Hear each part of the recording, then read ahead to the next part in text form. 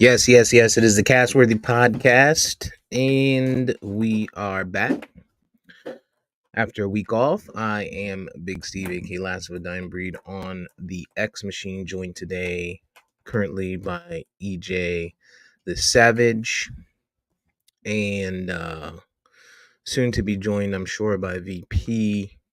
He's sorting some things out on the technical side of things. But we're here. It is Sunday, February 4th. Pro Bowl weekend, 1 week away from Super Bowl. The end is near. Looks like you're muted.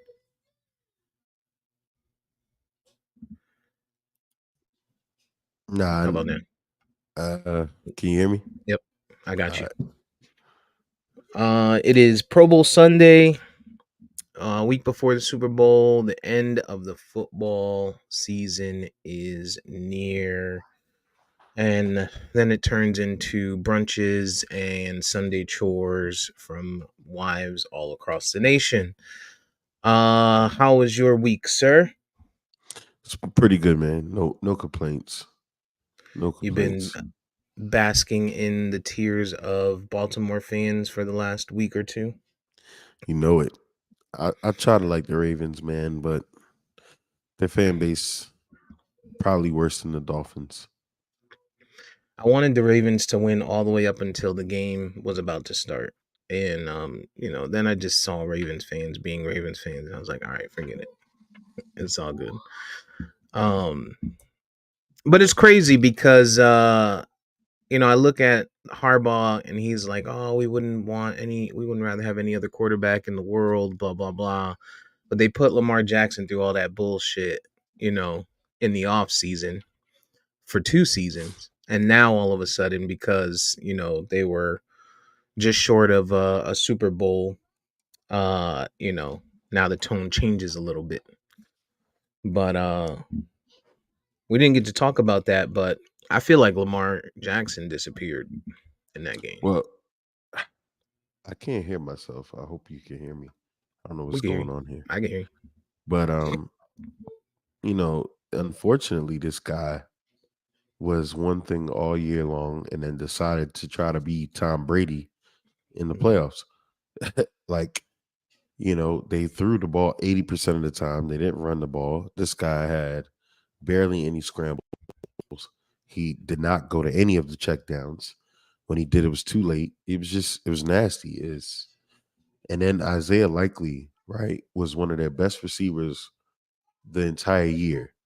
You bring back Mark Andrews, the end hasn't played any football all year. Made Mhm. him a focal point. Then by the time they go to Isaiah Likely, he's triple covered. Lamar just throws it into triple coverage. It was a horribly coached game. And even in the last 3 to 4 minutes, they had two timeouts and the 2 minute warning.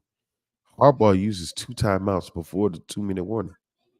It was a horribly coached game. Yeah, which is crazy because you don't always hear that from when you're talking about Harbaugh. So I'm not sure what happened there. They didn't run the ball. They didn't even attempt to run the ball. It was like they were scared to run the ball.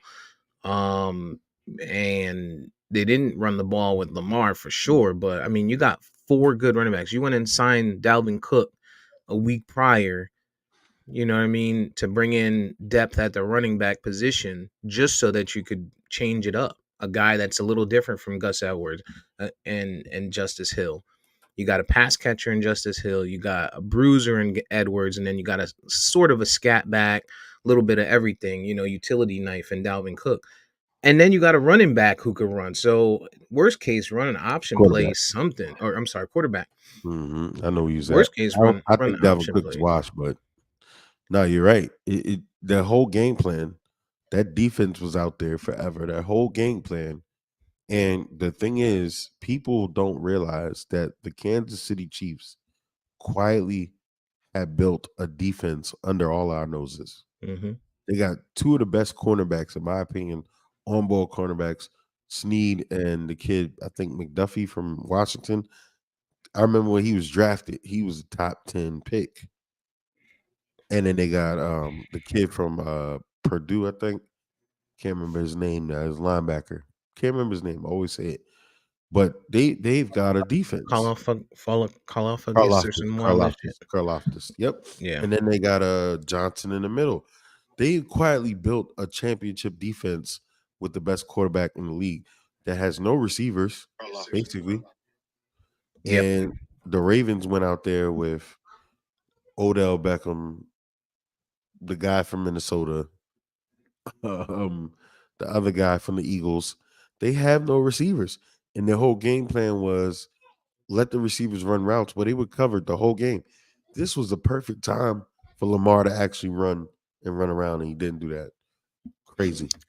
And even given all of that, they still had options, and Zay Jones made some blunders. Like, you know, people are like, "Oh, the taunting call wasn't huge," but it was, because now you turn maybe one or two plays in a potential touchdown into an extra 15 yards, which could be five, six, seven, 8 plays before you score. Um, And then you and fumble. that's time, right? And then he fumbles, right? He fumbles trying to get the extra yards. You can't ever fault anybody for that, but in those big situations, yeah, that comes with veteran leadership. Again, Odell Beckham seems like the type who would have preferred to be getting the ball versus talking to the young receiver and saying, "Hey, hold on to the ball. The ball's coming to you."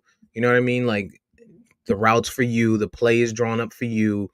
I'm gonna be the decoy. This play, whatever. Just but protect the ball is super important. And all throughout the game, you didn't see any of that from Odell until the loss it was clearly a loss, right? They were in victory formation. Now it seems like he knew there was an opportunity. The cameras would obviously be on Lamar Jackson, and he's over there in Lamar Jackson's ear. But all game, you don't see this guy in nobody's ear. He didn't talk to Zay Jones after the fumble. He let this kid go off and do the Odell shit and punch the bench and cut his hand. Like, you got to be the veteran to go and be like, "Yo, these are the mistakes you can't make." Like, been there, I've been there. Understand you're gonna get past it, and you just didn't get that from Odell.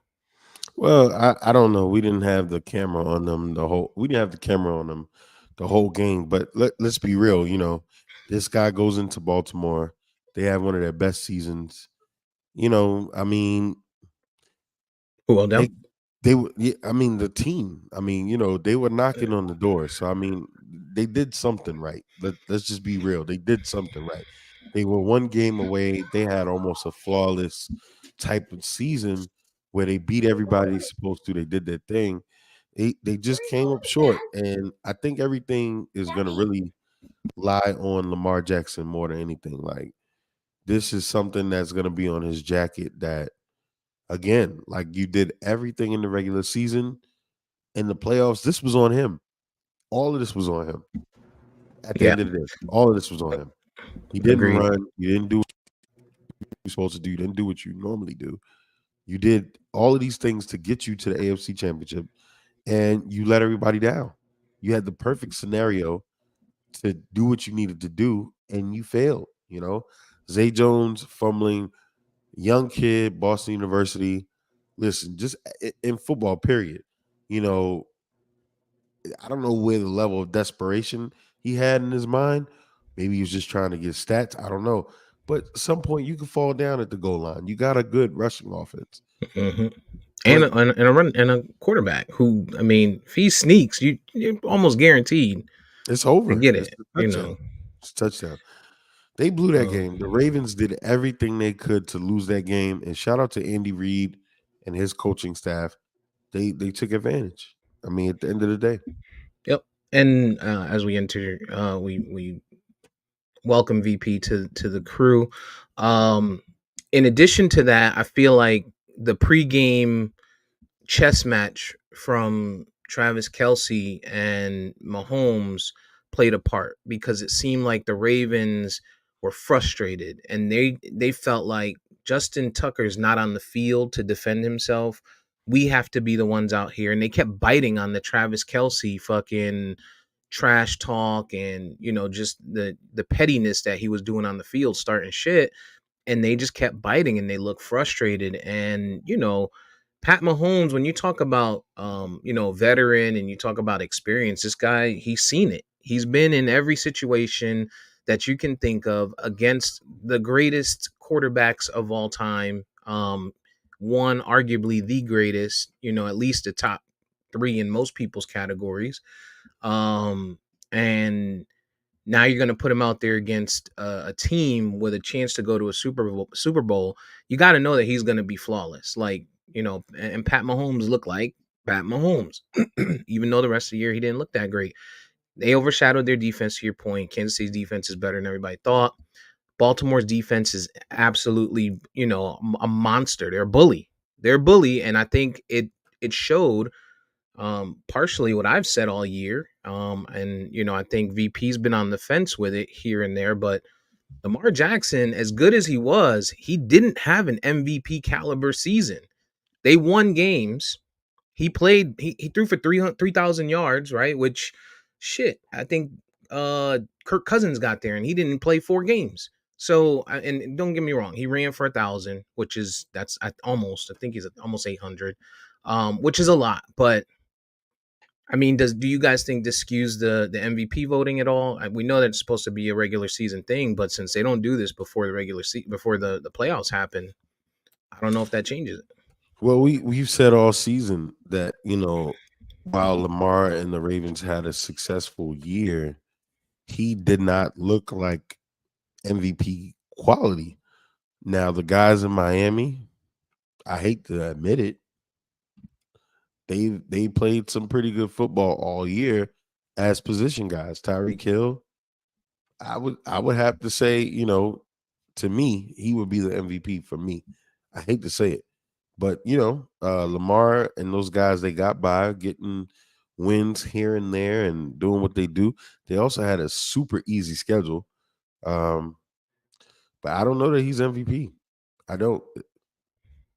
But the playoffs, a different thing, different animal. Um, I mean, he's played like the MVP late in the season, had some touchdowns. I get it. I think Tyreek Hill for the majority of the year was MVP, but he also went quiet. So I don't know. You'd have to really just say who you felt like was a dominant player throughout the season to get the MVP.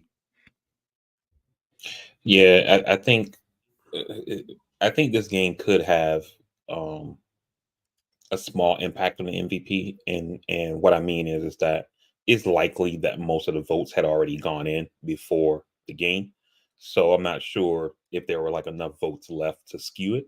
So I think Lamar is the MVP, and the reason that I think that is because when you watch the media folks who are the people who vote on this award, they, even if they're not voters, they all say he's the MVP and they all Mhm. talk to each other. So I'm assuming that this is one of those things where it's like an open secret, where Mhm. everybody knows he's the MVP. It's just that it hasn't been announced at this point. So I think he wins it, but I don't think he looked like the MVP in that game. And as far as who's the MVP from the season, this is just one of those seasons where I think that if this was a normal excuse me, if this was a normal season, I think that Tua would typically be not necessarily MVP favorite, but he'd be a candidate. Dak would be a candidate. But because of how these folks allow the playoffs to skew their voting, those two guys are out of it because they both lost their playoff games or whatever, but their stats say they should be candidates. And so now I think you're left with Lamar, probably Josh Allen, and then CMC. And Mhm. they've established that the MVP is essentially a quarterback award. So it's Lamar and Josh Allen. And while Josh Allen got the better stats, Lamar had the better season, as far as like what his team did. And so I think that's how he ends up getting it.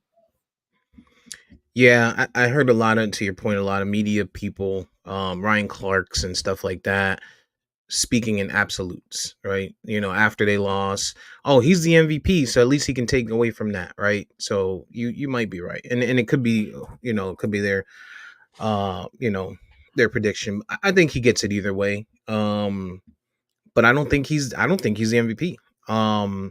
And if you look at regular season, I always say MVP, even with basketball, right? I've been saying it ever since the year LeBron stole it from D Wade. MVP is supposed to be the guy you take from the team, and that team doesn't do anything, right? And if you take away, I mean, we've seen the Dolphins win without Tyreek. Actually, they look better without Tyreek at times. We've seen the 49ers have they've got amazing talent over there.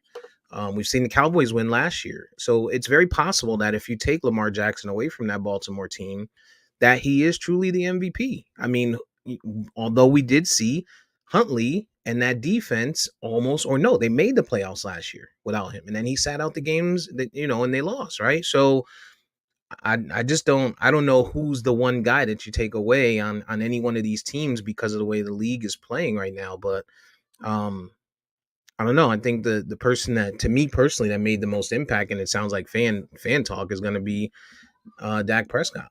He made strides from last year, single digit interceptions. Made plays. Great. He had a great defense too, just like the Dolphins did prior to their injuries, just like Baltimore did, all season. But I don't know. I think one of the better questions is to ask, because football is such a team sport. Is the MVP really that special of an award?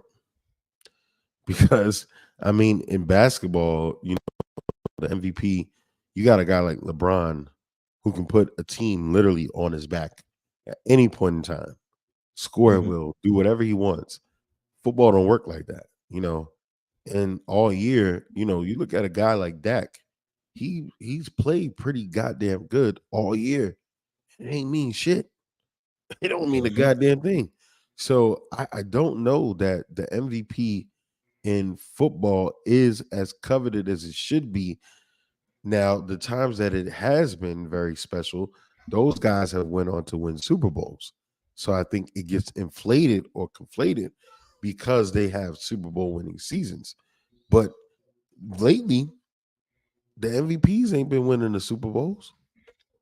That's a good Yeah, point. I agree with that, EJ. I think the problem is that the media, they've essentially bastardized the MVP and made it a quarterback award. And I think the NFL needs to take a page from the baseball's book and make a quarterback award, like you have the Cy Young Award. Make Hmm. make the Roger Staubach Award or something like that. And that be the award for quarterbacks. I mean, quarterbacks can still be MVP, but then that way you open up MVP to everyone, and then you can have times where a guy like an LT or a receiver, a running back, whoever can win it, instead of just saying this thing is only for quarterbacks, because we see every season, as soon as the season is over, or not, let me not say as soon as is over, but like once the season's done, and then we get into like the draft and like in camp and stuff like that, the media starts talking about, well, who's the favorites, and it's like, oh, here's these seven guys that we're saying are the favorites to win the MVP. And that list, I promise you, is going to be Justin Herbert, Joe Burrow, Patrick Mahomes, Lamar Jackson, Josh Allen, CJ Stroud, and they might put Tua on there like as an outside, and then also Dak, and that's going to be the list. And then they're going to whittle down that list as the season goes on to maybe four of them, and then maybe there might be a guy who wasn't on that list at the start of the season that numbers say he needs to be on the list, and then he comes on the list throughout, but they kind of just poo-poo him because it's like, oh, he's that guy. He plays on that team. His numbers say that, but I mean, come on. Like, I mean, look at Josh Allen. Like, are you serious? You know what I mean? And then at the end of the year, it'll be one of those guys from that initial list. And it's ridiculous or whatever, because they, like I said, they've made the MVP a quarterback award. Well, you're speaking to something that college does, that has, the Doak Campbell Award, the Butt Kiss Award, all these things. I think money is a factor, because if you got a guy like Dak Prescott, who obviously, in my opinion, was the best quarterback of the season, that incentivizes his contract, right? He can go to Jerry, say, hey, I got the best quarterback award. So I don't know if they're ever gonna do what you're saying because it makes too much damn sense, you know. But you're absolutely right. Same way that the NCAA has shown us the way, you know, I was gonna say in playoffs, but no. But yeah, I think you're right. I think there needs to be different awards, different breakdowns. But the MVP award is gonna be nasty this year. I think you're right. It should be Lamar at this point, based on what we've seen. But shit, Dak was the best quarterback all year. But the MVP don't mean anything in the NFL anymore. Right. Unless you win the Super Bowl, it seemingly does not mean anything in the NFL anymore. Or they need to just let the MVP be based on peers. Let the peers vote, and that's it. Because you got so much outside noise with anybody else that's voting, right? Your peers are going to tell you who they feel like the most valuable person or player to that to the organization is, you know. And I think it'll be, obviously you'll have the people that are voting for their, you know, their guys, right? But you know, you find some way to do that, and I think we get some level of reality from these people when we see it in the NBA too. You ask some of these players who's the best player in the NBA, they're all saying this person or that person, and you know, it's very easy. You could stand there and say me or my teammate, but um, you know, I Yeah, just, you know, that's a good point, Steve. outside interference, you know. That's a good point, Steve, because I mean they already kind of do that with like the Pro Bowl. Yeah, the fans Mhm. vote, but I think if it's my understanding that the fans vote for the Pro Bowl only counts for like a third of the voting, and I think the Mhm. players and the coaches also vote, or maybe the players and the media. I don't know, but I know the fans vote only counts for a third of the actual vote, and so maybe you do something like that with the MVP, where you let the players in the league who, you know, the thing is too is like when you look at the media are like us, they're fans, you know what I'm saying? And Mhm. so it's like when I'm watching football and I'm like, man, this O lineman is doing good, my brother will be like, that dude's trash, look at his footwork, and that because he played O line, you know what I Mhm. mean? So he's like, he's looking at the dude's hands, looking at his footwork and all this kind of stuff, his kick stance, or whatever they call it. and Kick and slide. and so yeah, kick slide. And so he watches football different than me, and I think it would be the same thing if the players were able to vote, because they know what they're looking at, you know. I was watching That that would show be Speak. that would fucking piss me off watching football with a person like that. That just knows too much. Like, all right, dog. That's me. That's me. I was watching that show Speak, the show with Joy Taylor and Acho, and they were talking about Stephon Diggs, and they were like, nobody knew that Stephon Diggs was gonna be this until he came to Buffalo and got with Josh Allen. And that dude James Jones was like, I did, but he's a Right. receiver. You know, he was like, you know, the dude got all the talent. He didn't have the team in Minnesota to become this or whatever. He was like, but you could see it was there, you know. So different people who know what they're looking at, you know, they know what to look for, and I think they should have a vote. I think they were tripping and saying that because Right. That's that Shady's kid, dumbass and Acho. They yeah, be sometimes Yeah, they be it's on. shady with that. Sometimes Acho on. Sometimes he's off. Acho's or Shady's a piece of shit. He don't even need a job. Like this dude need to Yeah, go. Maybe he need to go be on somebody's staff somewhere. I think he's better at that than he is, you know, a talking head. He's just because Stephon Diggs came from the University of Maryland, cooking people. You know, he's one of the top draft picks that University of Maryland has had in a long time. mhm. You know, this kid is from the DC area where him and his brother are talented kids. So I don't know where that even makes sense at. And in Minnesota, I mean, he was He cooking looked in good. Minnesota with Yeah, they Kirk beat New Cousins. He Orleans that was year. cooking. I don't Mhm. know.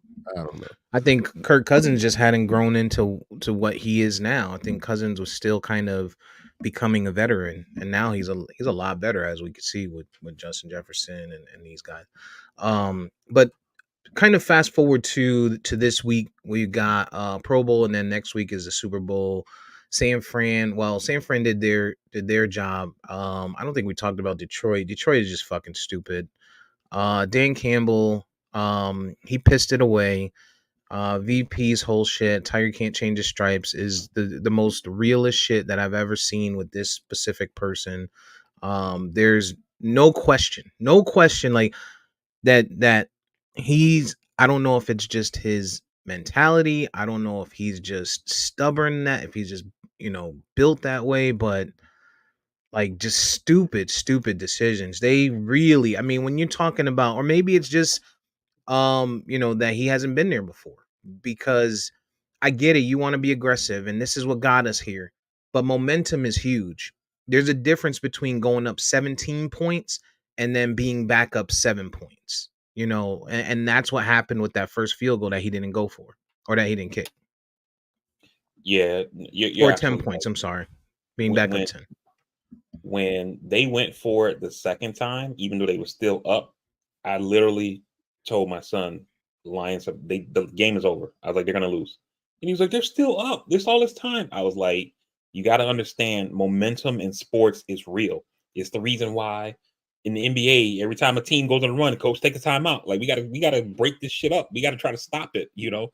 And you don't really see that in the NFL because they only get 3 timeouts, so you don't see it that way. But I'm trying to tell them like the momentum is real, and Dan Campbell's aggressiveness cost them, and it, man, it was terrible to watch because you look at a team that hasn't done anything. I think they said they haven't won anything in like 50 years or 70 years or something like that. Hadn't won a division in 30 years. Hadn't won a playoff game in God knows how long, And you finally get there and you get to the NFC Championship, one game away from the Super Bowl, and you literally are taking points off the board trying to be aggressive. Hmm. And this kind of speaks to your point, Steve, about Dan Campbell's inexperience, right? And because at the end of the day, yeah, you want to score more points? Sure. Do you want to score touchdowns instead of field goals? Sure. But at the end of the day, the clock is a factor. And so if you just kick a field goal, they go down, they do whatever they do, you still get a chance to possess the ball. I always tell my son in football, you can literally run 2.5 minutes off the clock without even scoring or not scoring, without even getting a first down. Hmm. So you could have kicked the field goal. They get the ball back and score. You get the ball back, and then you run another 2.5 off. You punt it to them. They got to do whatever they do in that drive, and then you still get a chance to possess it again, and you could run another 2.5 off. But the chances of you likely going 3 and out, 3 and out, 3 and out is not going to happen. You know what I'm saying? that Hmm. that was that was stupid. And honestly, I said this in the chat, and I'm still surprised today that Dan Campbell wasn't fired. Like that was a fireable offense to me. Yep. Well, he As good as has he turned the team he around, ha- that was a fireable offense. yeah, he has the leeway because this is what he's been doing, and I hate to say it, folks from this community, they love that, right? They call it gutsy, they call it, brass, and he's been doing this all year. You're So right, EJ. But what do we see in sports, right? yeah, Andy Reid don't coach the same in the playoffs as he does in regular season. yeah. It Well, in the Andy Reid, NBA, the roster shrinks from a Dan 10-man Campbell, rotation to a 6-man rotation. You got to make adjustments. Dan Campbell ain't that. And again, we talking about a team that you got to think he gets a shit ton of leeway because he took a franchise, a team further than they've been in a long ass time, right? And we say this all the time. It's keep it simple, stupid. He gets in this big moment and out coaches himself and does the dumb shit. Hmm. We see this all the time. He will get about another year, maybe another one if they're not successful again, because the NFC North is not going to be as easy as everybody thought it was. With Jordan Love possibly having success again, so he got the leeway for this season. You don't fire him right now. Why? Because he has a locker room. He took those Hmm. guys that went to that franchise thinking they would never win anything, and they won some things. So he's got about a year. I don't know that he's going to make it past that. I I I would hear be. you on the Uh, locker room, real quick, Steve. The thing that I would say maybe suggests that he may not have the locker room at this point is the fact that in his post game or end of season press conference, whatever it was, when he said we may not get back here, which mhm. is true, right? We see that all the time. Teams that lose the Super Bowl sometimes don't even make the playoffs the next year. Why Eagles would you say lost that? Super Bowl, and But and he's and, and always said stupid shit. what I'm saying, it's not the fact that he said that. It's the fact that he knows that the same way we know that. You may not be back here next year. And the fact that you pissed it away knowing that you may not get another opportunity like this makes it even worse. No, I know, but I think the locker room, right? Again, when you're looking at what happened, the team has been used to him doing that forever, and they actually believed him. It's almost like the cult following the zealot leader. They just believe in anything he's doing because they have to. It's proven dividends, right? I just know that it's not gonna last another season. If he does what he does again another season, he's not gonna have anybody. I think, you know, the other part that people don't talk about, I mean, we talk about the clock, people talk about the clock, but the difference is you don't have a Pat Mahomes, you don't have a Tom Brady, you have Jared Goff back there. And so now you're saying, hey, you only have a 7 point cushion and you need to go make plays versus, hey, now you have a 20 point cushion and you need to go make plays. Right. And then now special teams happens, or not special teams, then the fumble happens. Right. And now the game's tied, and the game tied with Josh Allen or Tua, Dak Prescott. I mean, in some situations, but if you're talking about, we want to talk about playoff teams or those guys, right? Is completely different than the Jared Goff. It's just completely different. I mean, we even see Brock Purdy looks better than Jared Goff right now. So I don't know if I want to put my quarterback in that position, no matter how much you trust him. No matter how much you trust him. Dan Campbell made a huge mistake. Huge mistake. You can't be up that far and lose. That's just as bad as Atlanta that year in the Super Super Bowl. Bowl. Yep. But Just as bad. again, it goes back to the culture of these coaches. And I think if you look at some of the winningest coaches, Bill Belichick, Mike Tomlin, Andy Reid, these people, they when it gets time to playoff time, they keep it simple. They Mhm. go with the hot hand. They do what makes sense. Yeah, Travis It's Kelsey. Go with yeah, your stars. 11 for 11. 11 for 11. It's just like in these moments, these coaches think because I'm getting paid $1 million now, because I'm the man now, let me outsmart myself somehow. It happens every year. The Ravens, the reason they lost, and I was so shocked at Harbaugh because Harbaugh has typically had a pedigree to keep things simple. Well, guess what he did? He tried to make Lamar. He allowed his offensive coordinator to make Lamar Tom Brady. And Baltimore fans, don't tell me anything because you said the last guy was horrible. You got this guy in. Y'all been running all year. It was great. But come to the playoffs, they tried to make this guy Tom Brady instead of Lamar. Do you think I agree with what you said, EJ, but do you think that part of that was Lamar himself? I don't want to be a running quarterback. I want to be a quarterback. I just got this big contract. Let me show them I got the arm, you know, and you got to do what you do best. You know what I mean? And I almost wonder if he got inside of his own head thinking, I need to show these guys I got the arm He talent, and it's definitely not did. just about my legs. He definitely did. He ignored the checkdowns all game. Ignored the checkdowns all game. Then was trying to throw into double, triple coverage. It just if you want to see a team implode from within, just watch that film. Yeah, he I didn't don't know step what he up. was thinking. He didn't step up timely. Like, when the pocket started to close, you normally would see Lamar take off, and it just didn't happen.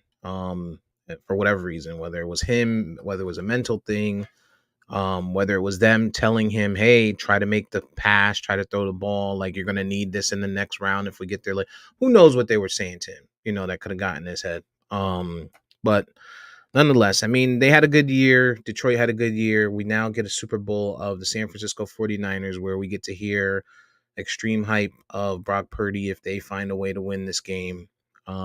Nobody takes into a fact or account that they brought in the best running back in the league in Christian McCaffrey, and arguably the best two position player in the league on offense in Debo at wide receiver, running back. Adding that Brandon Ayuk has become a wide receiver. Adding that George Kittle is a top 3 to 4 tight end in the league. Adding that Fred Warner is one of the best, if not the best linebacker in the league. Like, it's crazy how good that team is, and they make it seem like, oh well, it's Mr. Irrelevant that's getting it done. Like, get the fuck out of here. Like, please, all the way the fuck out of here. Yeah. Yeah, I agree, man. And I like Brock Purdy. I like his story of, last pick of the draft, Mr. Relevant, all that kind of stuff like that. But it upsets me because I'm a Dolphins fan and I see them use those same things that Steve is saying and they turn it against Tua. This guy's not that good. I mean, look at all his talent. And then with Brock Purdy, it's all this talent of this guy's fucking awesome. You know what I'm saying? It drives me crazy, man. When it's all white, it's all right. I was gonna say, I wonder if Brock Purdy was like Darnell Purdy, would they be doing this? Like, immediately the game ends and they're saying, oh look, 300,000 versus 30 million. This is the difference in salary for the greatest quarterbacks in the league right now. Get the fuck out of here! Like, and he looked like shit. Let's Brock call Purdy it what it shouldn't have a was. job. Brock Purdy shouldn't have a job. He's been asked the entire playoffs. I don't know if I'd say he shouldn't have a Green job. Bay game, any other scenario, right? If they had, if okay, in any other scenario, the way that this guy plays, if he doesn't have the people that we just named, not to mention the defense, Oh well, not to yeah, he mention the doesn't have corner, them. he would be Sam Darnold. He would be Zach Wilson. This guy does not read defenses. He doesn't make good throws. He dumps the ball to one person, two people: Christian McCaffrey, Debo, Brandon Ayuk, George Kittle when he needs to be bailed out. But he plays horrible football. I He's wouldn't not a I good wouldn't quarterback. I wouldn't go as far as to say he plays horrible football, but he does do a lot of checkdowns, a lot of underneath shit. And if you look at these San Francisco players, whether it's Debo, CMC, Kittle, etc., there's a lot of yak. And so these guys do a good job of making Purdy, making his numbers look good. Let Because me I ask you mean, this: when he has to actually throw the ball and throw it down the field into tight windows and read the defense, what happens? yeah, he Turnovers. struggles. He struggles. Yeah. He's Yeah. he's not a good quarterback. He's not. Yeah, he looks like a marginal quarterback, and when he's put Yeah. into those He's situations, for sure. serviceable. Yeah. Um, but then on the other side of it, we're gonna get Patrick Mahomes. We're gonna Oof. get Travis Kelsey. We're gonna get Isaiah Taylor Pacheco, who's Taylor Swift. slowly Taylor Swift, Tay. Uh, Isaiah Pacheco is slowly turning into one of my favorite players in the league. When I drafted him in fantasy league, everybody was like, he's gonna be trash. He's trash. And I didn't hold on to him stupidly. Should have held on to him. But um he's pretty good, man. I like the way he runs. He runs hard, pause. Um and he's got a motor. Like he is the definition of motor. There like when you're talking about high motor guys, I can't think of anybody that I could say they finish their runs, they get up and they're ready to go immediately. Like this guy, I mean, obviously with being the way he is, you hope he stays healthy because that could be detrimental to his health. But other than that, he just looks like, what you want in your locker room at running back. You took the words right out of my mouth. He's a violent runner, and he literally seems like a guy that just runs and has no idea about body control. Like he He running just from the runs. cops. Yeah, he's just running. He doesn't fall right. He doesn't, and somebody said, well, what does that look like? He's just running. He's hitting the wall 1,000 miles an hour. And I hope that he can stay healthy. I hope that he has luck on the side because he's a violent runner. He's a bruiser. And that kid is good. He's good. But to your point, I wonder if and I hope that he can stay healthy because the way that he runs does not suggest it. Who you guys got winning this game? What's your predictions for this game? This game is tough for me because you it's hard to bet against Mahomes, right? But this Chiefs team just does not look good. They didn't look good against the Ravens. They only scored 17 points. The Chiefs have had, I think, like 5 games this season where they didn't score in the second half. And I think they won like 4 of those games at least. One of them was against us in Germany. And there was this thing like this little. I heard this media guy say, if you score 20 points on the Chiefs, you'll win. You know what I mean? And so the difference is now is that the Chiefs defense is good, but they're playing against a defense that's equally good. But they're Mhm. also playing against a team that has a really good offense, but they got a suspect quarterback. So it's hard to bet against the Chiefs, their experience and all those things like that. But I'm gonna say Chiefs, but I don't really believe it. I think they had the deck stacked similarly against the Eagles last year. Eagles were this team that came in, they were busting heads, like what, 12-1, 13-1, some wild ass shit. And people were like, they can't be stopped. And the Chiefs looked good, but they didn't look like, the Chiefs that we knew from prior year. And so I think it's gonna still come down to one, coaching, right? Andy Reid, guy is one of the coolest coaches in the league when it comes to situational leadership. And it's going to come down to Mahomes, right? Mahomes be versus Brock Purdy. Brock Purdy, a guy who has no quarter. I mean, we've said it before. He's a guy who's going to be playing. He's playing on house money right now. He's playing on house money. He's done more than any quarterback in his draft position has ever done. So he's going to get paid one way or another. It's just how much at this point. And he's going to be fine. So same thing we said about the Chiefs and we said about the Bengals a couple years ago. You don't know what you don't know, and Brock Purdy don't know that he's supposed to go in there and lose.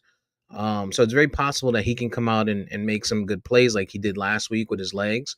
But it's still, you got Travis Kelce. I feel like when you take this guy and he's on his last leg and he knows that he doesn't have to stay healthy for another 12 games, he puts that on the line. It's hard to stop that guy, man. It's hard. And as good as those San Fran linebackers are, we've seen Sam Laporta get off, pause. We saw Green Bay get off in with the tight end. So I can absolutely see Travis Kelce eating. And then you got Pat Mahomes. And it's hard, like you said, it's hard to bet against that guy. I got the Chiefs, man. I'm gonna go with the Chiefs. I mean, I hate the 49ers, so I don't want them to win anyway, but I'm gonna go Chiefs. Just like VP was saying that the Chiefs have kind of got by all year. This San Francisco team has found a way to get by late as well. They were killing people, and then they got exposed. And in the playoffs, Green Bay should have won that game, right? Detroit should have won that game. So I think you got two teams that have been fortunate. They've been lucky, and I think at the end of the day, the Chiefs have more to offer. But any given Sunday, obviously, Mhm. uh, 49ers could win, but I think the Chiefs should win this game for sure. Right, and they got Tay in the refs, right? I mean, when you got Tay in the refs, there's a great chance there. But I think that's a good point you made, EJ. San Fran has been squeaking by too, and people have put them on this pedestal since they beat the shit out of the Cowboys early. But after that, they didn't look like that team. Like they lost to The Cleveland. Ravens killed them. They lost to Cleveland. They lost a lot of games that are questionable. That they probably should have won. And so yeah, I'm rolling with Kansas City. The NFL, there's rumors that the NFL try to get Taylor Swift to come down and perform with Usher. Do you think this is all part of their? I mean, obviously we know this is part of their play. It's a money thing. It's a money grab. Um, but how nasty is that of the NFL to potentially put Usher in a position where he could be overshadowed? No, it's not. I mean, you have to take into account that it's not the NFL's decision to do this. You know what I mean? You have to understand that the whole Taylor Swift, Travis Kelsey thing is secretly a plot by Joe Biden to win the election. So once you look at it from with that lens, now you see what's really going on. Makes sense. Hey, yo. I just want to These say people, shout these out to people are Travis wild, Kelsey. yo. Shout out to Travis Kelsey and Taylor Swift. They look like they actually like each other. So I say shout out to them, for finding Shit, I, love. But I would like a billionaire too. I don't care who they are. Give me a well, billionaire. I'm gonna like her. she She gives got a him that Billy. look. Yeah, she's Billy. She gives him She that Oh, give look him. like she gives him that look like he's dicking her down. Like, shout out to him. Well, she's liberal, right? And he's supported, the vaccine and all that fun stuff. So they're a match made in heaven, and Yeah, I like it. publicly, right? It's not I the like fact that it. they do it. It's not the fact that they do it. It's the fact that they're public about it and they don't care about their brand and what it could potentially mean to them, their team, the league, or anything like that, right? In Travis Kelsey, that is. I think a lot of guys probably feel that way, but won't say it. And it's the same as Kirk Cousins. Kirk Cousins came out and during COVID and was like, "I'm not getting vaccinated. I'm not doing all that shit." Right? I think they applaud him. So I think one side Yeah. applauds, you're gonna be out there and saying, "Hey, I don't believe in this shit," you know, and this is if God has a plan for me, then I'll die from COVID, right? Or you're gonna believe the guy that says, "Yo, science is science," and we have a better chance of getting through this. And depending on what side you stand on, you commend them. But so I to don't I your don't other think that. question, I don't think it's nasty of the NFL to say, "Hey, listen, woman, you gonna be there anyway. What's up?" You know what I mean? Nah, it's nasty. Come down from the We not booth. You we know what I mean? listen, listen. It's like We're not here to see Tay. People that's actually watching for the Super Bowl halftime show is there to see Usher. That's LaQuisha and them who don't normally watch the Super Bowl anyway. They're gonna take their day off from 7-Eleven or wherever, and they're gonna actually watch the Super Bowl to see Usher, not to you're, see Tay. you're a sick person from 7-Eleven. It's the truth, So man. to answer the question as well, you know, I can't fault the NFL for at least trying. I mean, you have one of the biggest stars on the planet who is gonna be there, so why In the not? stadium. Like, hey, what do you think? Mm-mm, mm-mm. But I if I'm Usher, I'm like, hell no, I'm not doing that shit. This is my. I mean, it's not like he has a problem selling albums, but we've seen, the force multiplier that the NFL or not NFL, the Super Bowl halftime show is. I mean, I saw a thing that was talking about how the weekend his concert tickets before the halftime show were like doubled or tripled after. So and most of these guys time it with either an album or a tour or something like that to profit. So there's no way in hell you do Nasty. that. Taylor I Taylor think. Swift is literally on tour right now. You know what I mean? So like, no, I'm Oh not yeah, sharing the spotlight she's with gonna her. be in Japan. I Yeah, think the night The before. night she did a before. whole thing about like how she could make the game like, oh well, she's gonna Japan is 12, 13 hours ahead, so Can't she was believe done that with the was concert at this important. time, and then she Mm, flies back over. She can get to But Vegas by I around think 10 a.m., get some sleep, and then be at the game. I think Usher, based on who he has proven to be, and being the fact that he's been a star since he was a teenager, I think he would see the the the the the advantage in that. Usher is gonna be Usher. This guy wins no matter what. He's been Reaching a new winning fan since base, you mean? he's gonna tap into a whole new fan base. Him and Taylor on stage would be nuts. It would be crazy. He'd I find a think it would way to be make it awkward. work. It would, but I think it Usher would would be find a awkward. way to make it work. He'd find a way to make it work. He He would. would. He No, I would. I, I But think I think he would, but the problem is like to Steve's point with his question is that you're overshadowing him. Like there's a reason why if you go back to 2020 to the Democratic primary or to the convention, there's a reason why they didn't let Barack Obama and Joe Biden speak on the same night. You know what I'm saying? So Yeah, because Joe forgets where he is. But whatever. I Like think that Usher but I'm just saying, you don't want I to think if I'm Usher Usher, though. I'm not getting on stage with Taylor Swift. Nah, I think Usher is one of those guys. Usher's old, man. Like he's been that guy forever. And I think he's DJ, one of the rare superstars that's not full of himself. And I think DJ, he wouldn't mind. you have to take this L, dog. Usher does a concert in Madison Square Garden and 30,000 people show up. Usher does a concert at the Super Bowl and there's 180 million people watching worldwide. I'm not sharing the fucking stage with Taylor Swift. Nope. I'm Even not if doing it. that even if that 180 million worldwide turns into 260 million worldwide, just because she gonna bring another 80 million from Africa and Not Asia and doing it. everywhere else staying awake, I wouldn't do it. I wouldn't do it either. You I'm kidding not me? doing No, it. I get why you guys say it. I'm just saying I think if And anybody I'm was to black, do it, Usher could do it. and I'm Usher black. could do it. I think if it was like Beyonce, I think he would absolutely consider it. I think if No, you said, "Hey," I think that makes it worse. I'm Yeah, not I would. going with Yeah, I would. Beyonce.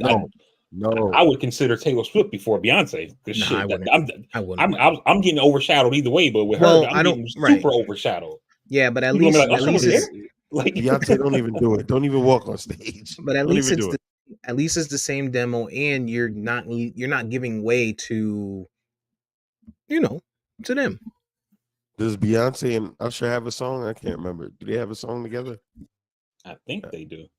I feel like they should, but I don't know what it is. Probably they probably got a remix or some shit somewhere, but you can make that work quicker than you can make a shake it off, shake it off, shake it off. Like, come on, how does that fit into an Usher set? Not The fact, nowhere, never, not ever. the fact that you Um, know Taylor Swift songs is alarming. that's the only song. That's the only one I know.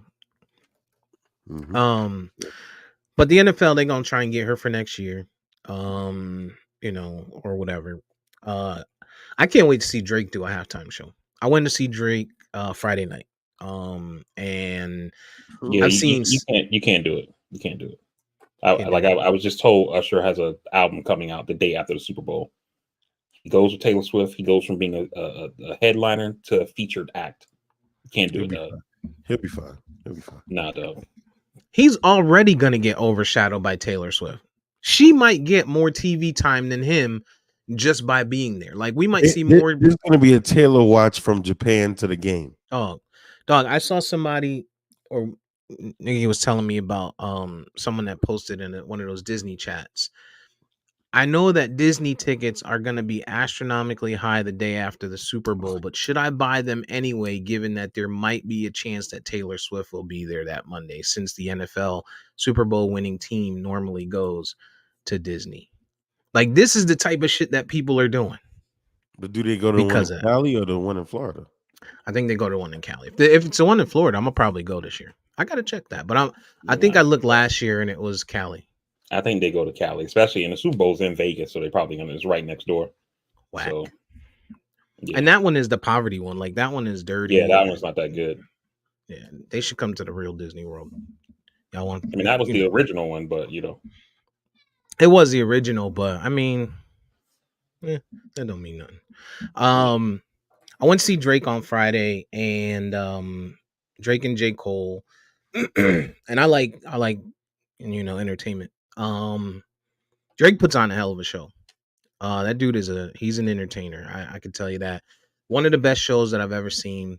From a showman standpoint. He did a lot of songs. The only downside, of course, is in this this day and age. Well, I don't know if it's this day and age, but I don't remember it ever being this way. And I've gone to Jay-Z shows, I've gone to Mary J. Blige shows, I've gone to tons, right? But I think 80% of his lyrics were sung by the crowd, by these wild kids, right? Like he would start the line and then he would stop, and because he's such a megastar, they would finish the line. So you got to see him perform, but you also it was a lot of hearing the crowd do it. But it was a good show nonetheless. The ones that you didn't, J. Cole was there, and because J. Cole is J. Cole. People don't know the lyrics to his as much as a Drake, and so you actually got to see him perform, and he did a great job. Like, shout out to Cole. He came out of the crowd. Like he didn't sneak his way onto the stage. He came straight from the crowd, from one of the sections, walked through the crowd and got on the stage. Like he's a man of the people. We know that he's, one of those, like Andre 3000, connected to the earth type dudes.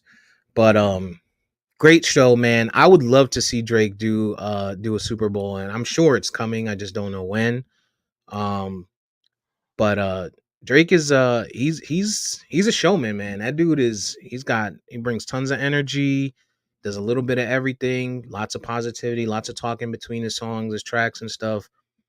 I thought he did a really really good job. I also learned that I'm old being at that show because I was gonna say that you're old because I've seen you take videos of being at multiple Jay Z concerts, specifically the Black Album, whichever that last run, the first last run was, and I remember you having a video where the entire song during your video you're rapping Jay Z's lyrics, and so are the people around you. So I that think you're just old, my boy. that may be the case, but Yeah, what was that costume that he was wearing with the uh, backbone or whatever? Lizard. it just looked like a spine, like he Oh, had it on as a spine. Someone else commented. It was I forget who it was. Another star saw it that said it's giving extinct, like he was some type of dinosaur or some shit. But whatever. Let me tell you one thing. One thing is for sure. Drake brings them out. The He baddie, brings them out. the baddies, All ages, all shades, all heights. I seen one in a wheelchair. a baddie I in a see wheelchair. a baddie in a wheelchair. Yes. yeah, Cause I've she seen moved that her before. legs. I mean, her chest was a little off because they be strong and shit, but what? It's true. It's true. Somebody That that is girl. true. All right, you guys have never seen. All right, you don't pay attention to people. Nonetheless, she was bad. She was bad, but That's he not brings only them thing. out. But go ahead. Oh, she brings them out though, or he brings them out. He brings them out. It was a lot of everything there. Um, the merch is crazy. $140 for a hoodie. God damn.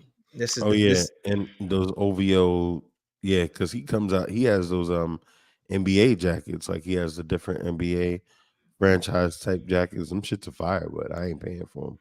I hundred ain't forty paying for them. dollars, $45 for a t-shirt, $85 Mm. for a reversible jersey. One side says Cole, the other side says OVO or some shit. Like it was a little. Yeah, I'm old. I'm old. Yeah. But Like I mean, yeah, that's crazy. most But I def, didn't smell weed. most def. Speaking of Drake, I mean, we didn't talk about this before, but most def, in his commentary about Drake being pop and then walking it back, trying to apologize. That's the problem. That's the problem with the younger generation. And Drake is not much younger than us, to be real. Right. He's not, he's in our age group. It's like So 36. he's 37, 38, about that. Yeah.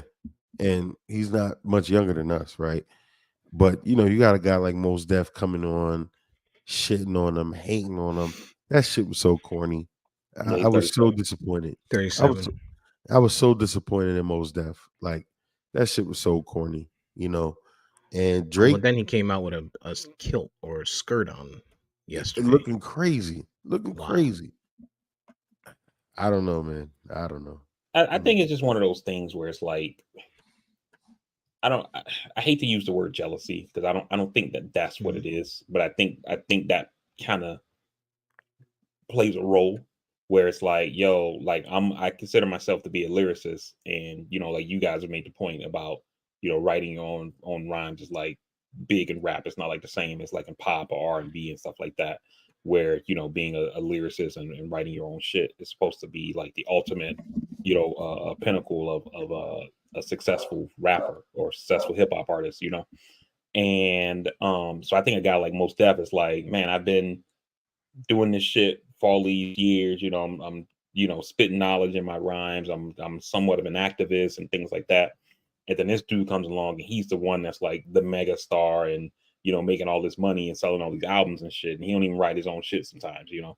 And so I can understand that or whatever. But I mean, at the end But of the day, the thing people like Most Def gotta realize, you could do all that shit but your shit ain't always good, my boy. Like nobody, very few people, right, will go into their car and be like, "Let me pop this Most Def in." Right, can't wait to No, this can't, this Black can't wait. Star. I'm getting ready for this Saturday night going out to the club. Let me, you know what? Put on the Most Def playlist. Nah, Nah, that's like no. after you fight with your girl, or you about to go to work and do a presentation. You're trying to get in your bag. You might listen to some Most Def or Common. If you want to go be militant, but like if I'm trying to have a good time, which to his point, he said it's target music. He said it's target music. He didn't say it wasn't bad. He didn't say it wasn't good music, which it He, is, he, right? he was hating. He was hating. Yeah, I mean Um, Drake. To me, Drake makes good music. It's always been good music. Like I remember the first time I heard Drake. For me at least, I used to go get my hair cut, Steve, at the Magic Mall, the flea market or whatever. And so it's Friday. I would get nice. off work, drive over there, get my cut, and I stopped by one of the little music shops to buy. I can't even remember who album it was, but I stopped to buy an album, and I asked the guy like, "Yo, y'all got anything else new?" And he was like, "I got that Drake mixtape," and I was like, "Who?"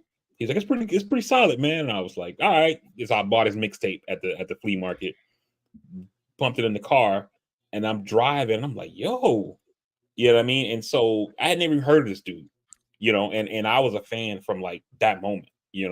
And so to say that his music is you know pop or not that good or whatever he said, I just think that's just ridiculous.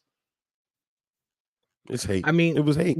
it was hate. You got to give Drake his props. Like this dude, first of all, I mean, it doesn't help. It definitely helps that he was endorsed by Jay-Z very, very early on in his career. Then he attached himself to Young Money with Lil Wayne while Lil Wayne was scorching hot. And then he had the Nicki Minaj run where he did that. But the fact that one, he's from Toronto, he's from Canada, right? So Canadians are corny. So he's from Canada. He found a way to appeal to urban America by way of New Orleans and I'm sorry, not Kanye, by way of New Orleans and Lil Wayne, but then made appeal somehow to the Northeast in New York for people that don't like that type of music, and then just went global. Like you have to respect this guy, man. You have to. He's him. He is up there. He's up there. Whether he writes his rhymes or not, right? Like, and I agree with you. That's partially probably why most deaf and we always see Flex EJ, when on Hot 97 getting at him for that. Oh, Drake can never be a top five. He can never be a goat. Drops bomb because he doesn't write his own raps. Like but But he's Flex an is, entertainer. but guys like Flex are people that have taken payola, to play records. So it's like Drake is hot, man, and he has good music, and his bars are, they're good. So I mean, if you like rap, this guy gives you bars, right? Like, I don't see the problem with him. I don't. I never did. Yeah, I like Drake. I like him. I didn't like him when I first heard him. Like, but I like him. I like him a lot now. Pretty damn good. Good show. Mm. Um, Shout out to Drake. and he brings them out. I'll tell you one thing. If you ever want to see something, go to a Drake show. And they're gonna be going again this Sunday. Tonight. They got another show in Tampa. So the other thing I wanted to just mention, EJ, and you probably understand and you would get this a little bit more than VP, I think. Being at that show and seeing these guys, they kind of, to me, are today's Jay-Z and Nas without the beef. Like, I feel like Cole is the super lyrical, more lyrical of the two, lyrical miracle guy, which is the Nas. And then I feel like Drake is, he's him. You put him on the track, it's gonna be fire. It's gonna be, and that was Jay for that period of time. I feel like those two guys are the Jay and Nas of this time for these guys, for these people, these kids.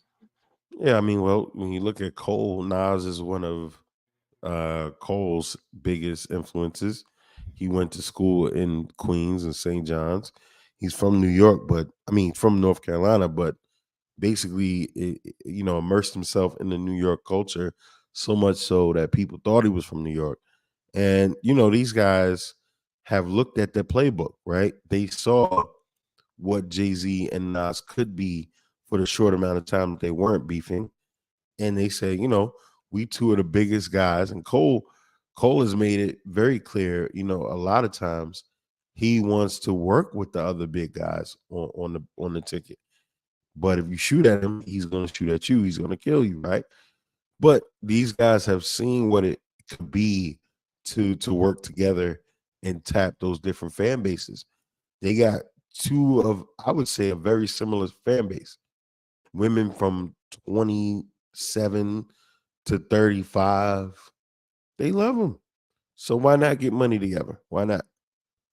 Why beef? It's not lucrative in rap to beef anymore. It's not. Mhm. Well, unless you're Nicki Minaj.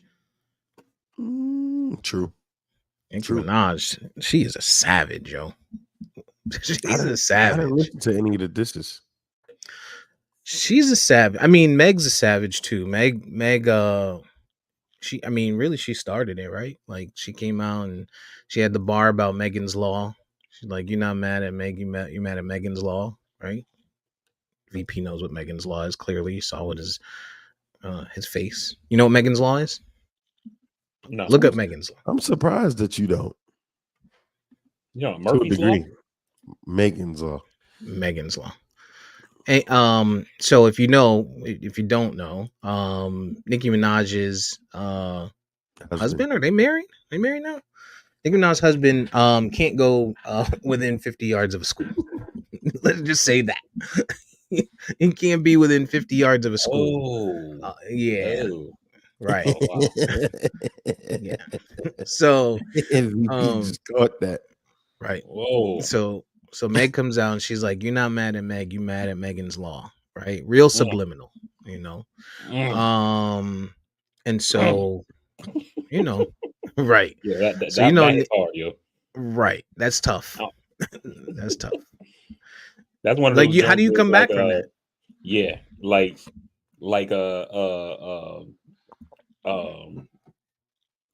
in that back to back with Drake and Meek Mill when he says damn, I can't think of the line right now. Shout to all my boss bitches, wife and niggas. And it's like, damn. Like, Yeah, that hurts. Like, the song That is hard, hurts. but like that just Mhm. that There's would those hit different. there's those beef lines like the Jay-Z telling Nas, "I skeeted on your baby seat." Like, that's the Pac opening up. That's why I Yo. fucked your bitch, you fat motherfucker. Like, Yo. it's those lines that like make people be like, "Yo." And Megan's Law, I think, is Oof. like, she killed that. She killed it with that. Yikes. That's a bar. That's Yeah. a bar. That's why I And didn't like Nicki Minaj saying, Nicki Minaj annoys me. She likes to make things a gender thing. Like, oh, nobody said anything, and if it was men, they wouldn't wear. No, men have said some wild things in battles. So Mhm. just do your thing and be a savage. Like, stop that nonsense. I hate when she does that. Yeah, go eat. Yeah. Because like even when you look at what's my man? Pusha T and Drake. Like, this nigga was talking about Drake's kid, Niggas didn't like even know he had a son. right. Right, You know what I mean? right. The Talking about world what ain't do know. you call that line where he said deadbeat nigga playing border patrol or something like that. I'm like, yo, like, Yeah, so yeah. it gets crazy, man. Yeah. And but I like Meg. I'm sorry, I like Nicki Minaj. Nicki Minaj is she's a bit of a goon. But I feel like she gets a pass for being with a dude that, has that kind of charge. Like, Let how me ask you like this. I've never seen anybody crucify her for that. Like, I just see people like brush it off. Let me ask you this. Is the charge because wait, I don't like where this is going. I'm trying to frame this question in a way I'm number is one. it I'm is it like shocked one of that those it's coming from you, and number two, I don't like where this is going. No, what I'm trying to ask is it one of those charges where it was like, you know, he got caught, you know, pissing by a daycare, when he was leaving the club at 2 o'clock in the morning, or like did he do something? You understand what I'm saying? Uh, I don't know. he pled guilty. Let's find out. You guys talk, and I'll find it. No, Because that's what about because like no. you know Nope. uh Okay, so Petty was convicted of attempted rape in the first degree in April 1995 for an assault oh nah dog, the previous year 95. How old is that of nigga? a then 16-year-old girl. nah. But how old is So he though? so If that was 95, how old is he though? let's see. Because that's interesting. Let's see. Yo, I'm mad that we're down this He's rabbit hole. 45. He's 45. Oh, So he was born in how be like 78. 18? So So he was 95. 18. He was He's probably 18 about and 18. the girl was 16. But it wasn't like it was, statutory. This was attempted rape, and he pled guilty to that shit. Hmm. So he was trying. Back to back. Jesus Christ. Yeah, He was I trying. mean, Yeah, you're right. See, it's surprising she don't take more heat from that. But I mean, maybe right. it could be a lot of people. I didn't even know that. So Mm. Yeah, a lot of people don't know. And it's one of those things where, again, she has these movements with like women empowerment and all this other bullshit, right? But you with a guy with that on his jacket. yeah, that's tough, man. Like I like to like, you know, me and my brother was having a conversation about this like maybe 2 weeks ago, and he was, I told you guys he got into real estate as a side hustle, and he bought a house that already had tenants. And this house, he told me the name of it. Like, it's not like a halfway house, but it's kind of like it's like a house for people who like recently got out of jail or whatever. Transitional house. Yeah, like something like that. Yeah, it's a halfway house. And he rent rooms. He told me a name of it though, and it wasn't halfway, but it sounds like that though. But so Mm-hmm. maybe it's just a different name, cat by a different color or whatever that saying is. But anyway, the tenants that he have are basically sex offenders or whatever, and these are people who got out of jail. They can't find anywhere to stay. This house is already situated in a place to where it's outside of those things that Megan laws School require. zones. Yep. And so he was like, he bought the house, the people live there, they pay their rent, just it's all good, you know what I mean? And I was like, I'm a type of person, I believe in second chances and all that kind of stuff like that. But it's also like I believe in all that stuff, I feel like in theory. But like when it's time to put it to the test, I hope I could be that person, but I don't know. For those who don't know, Megan's Law is basically the law that says sex offenders have to register. Yo, VP said, yo, line up some adult midgets and walk them past the house and see if they're gonna act right. Make them. Oh, See if right. these dudes Did act his right. did his eyes pop out his head? Like, yo, Yo. let me get a little one right there. Wait a minute. Hold on, sir. Yeah, Kenneth Petty is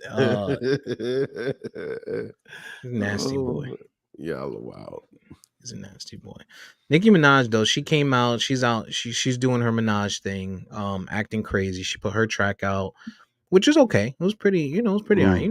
Nicki could rap. It was alright. And so now we wait. We see if Meg comes back out and says something. Nicki Minaj is she's gonna be a bully, right? Because she's got the bigger fan base. And it's just a matter of time before she start to bring up the Tory shit. I mean, the name of the track that she put out is called Bigfoot. So, That's a we good already know. start. Right. That's a good So we start. already know. We know what that is. But we see if Meg we'll see if Meg huh? It says the track good though, because like the thing is that like we were talking about the bars. You brought up Pac, I brought up Drake and stuff like that, right? And it was like when Drake hit Meek Mill with all that stuff about Twitter finger, turn the trigger or whatever, and white boss bitches, wife and niggas. like that was like a kill shot. You know what I mean? So that mean like Meek responded. He had to bring it to, he had to go scorched earth, basically. You know what I'm saying? and and I don't think he did that, which is why people are like, yeah, this shit's a wrap. It's done. And that Megan's Law bar, haven't not even heard the song. That Megan's Law bar, yo, that you so you can call the song Bigfoot, but like I feel like the bars gotta come at another level to say, okay, this was an appropriate response because like you think about conflict, right? You always hear governments say we're gonna respond proportionally. You know what I mean? Like it's like Megan started with like a nuclear attack. You know what I'm saying? So like you got to come with a proportionate response. Lyrically. And some of what Nikki said was kind of alluding to that Tory Lanez didn't shoot her in the foot. She got a little nasty with it, from what I heard. Yeah, she got to it. Nick got right to it. I'm looking for it right now. Give you a little taste, a little blurb out of it. VP not drinking Coca-Cola or Pepsi today. So orange soda. Sunkiss today. Had to switch it up, man. Got I think that's made by Pepsi though. Yeah, Pepsi product. Sunkiss. Yep. Stop drinking that soda, man. Zero. Huh? Yeah, stop drinking that soda. Yeah.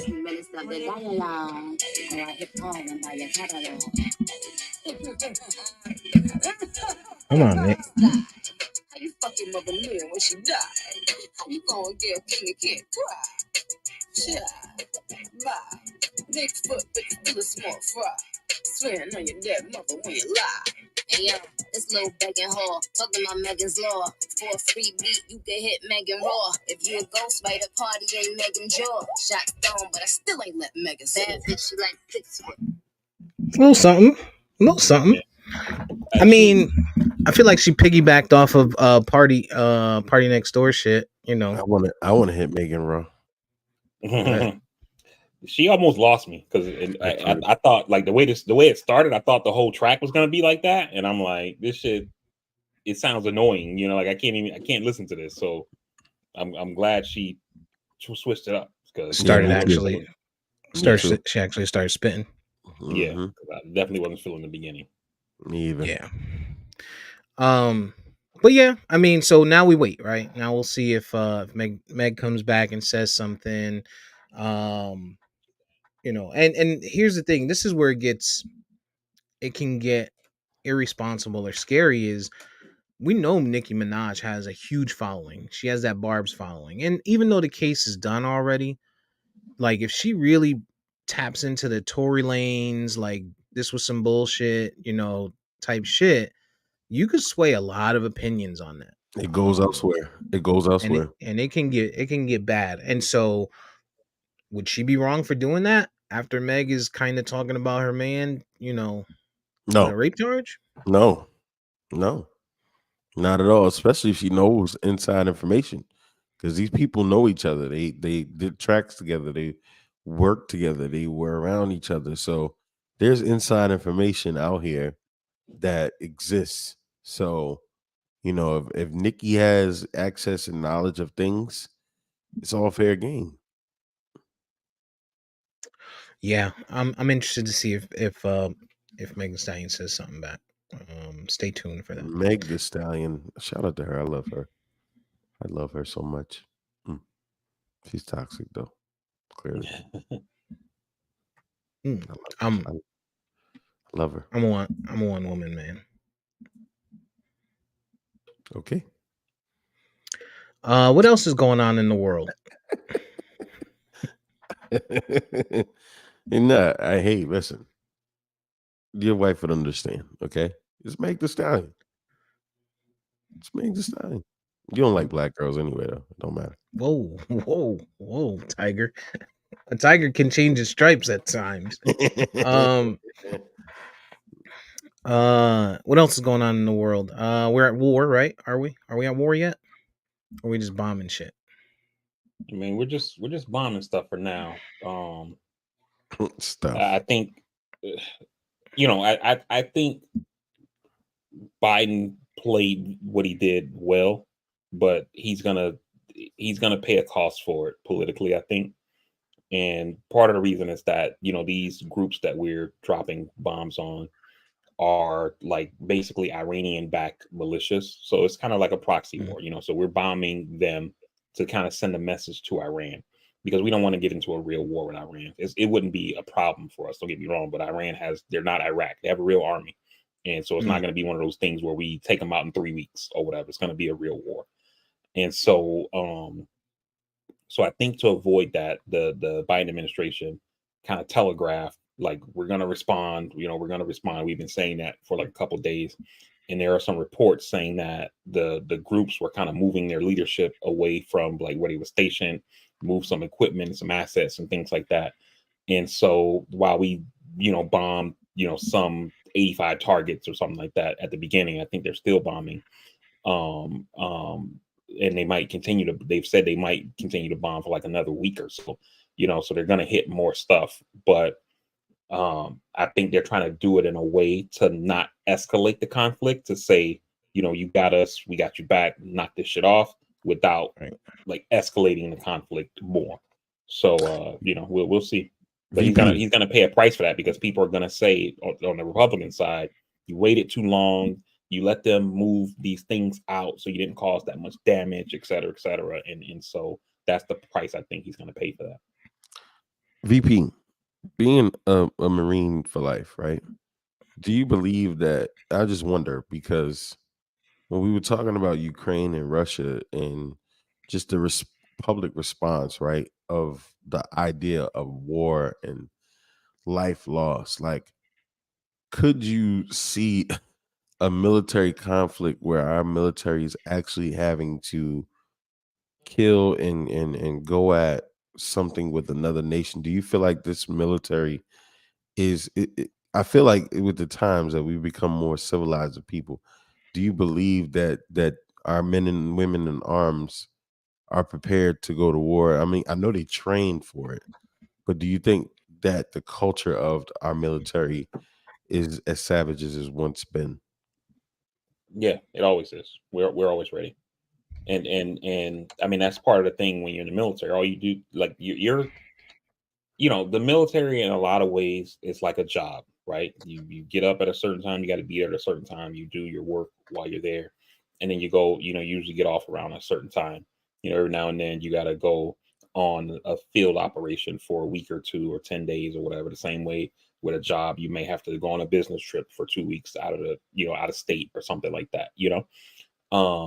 My sergeant major in my last unit used to say, being in the military is a lot like being a businessman, except that they carry a briefcase to work. We carry an M16, and so so a lot of it's Yo, looked at that way. this nigga still brainwashed, yo.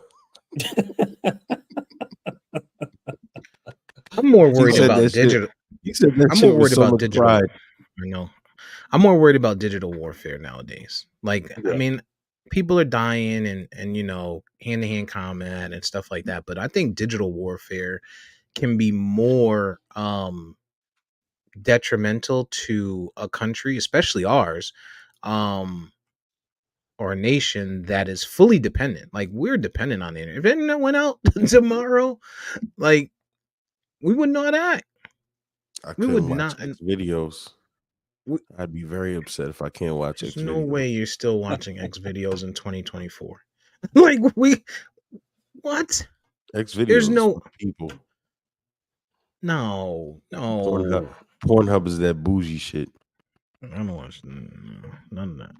Listen, I'm a one Mm, woman man. I'm a mm, happy man. mm. I only have eyes for one woman in my life. Well, why doesn't somebody just wage war against the United States and wipe out student loan debt? Come on, what the shit? We're waiting. We support you. Come on. Right. I would be a citizen of whoever wipes that shit out. Absolutely. If Iran came in tomorrow and was like, "Yo, we taking this shit over and we gonna wipe student loan debt." All right. How many wives do I get? Can I keep my current one? Right. Okay. I keep her, and how many Add 3 exponents do I more. add?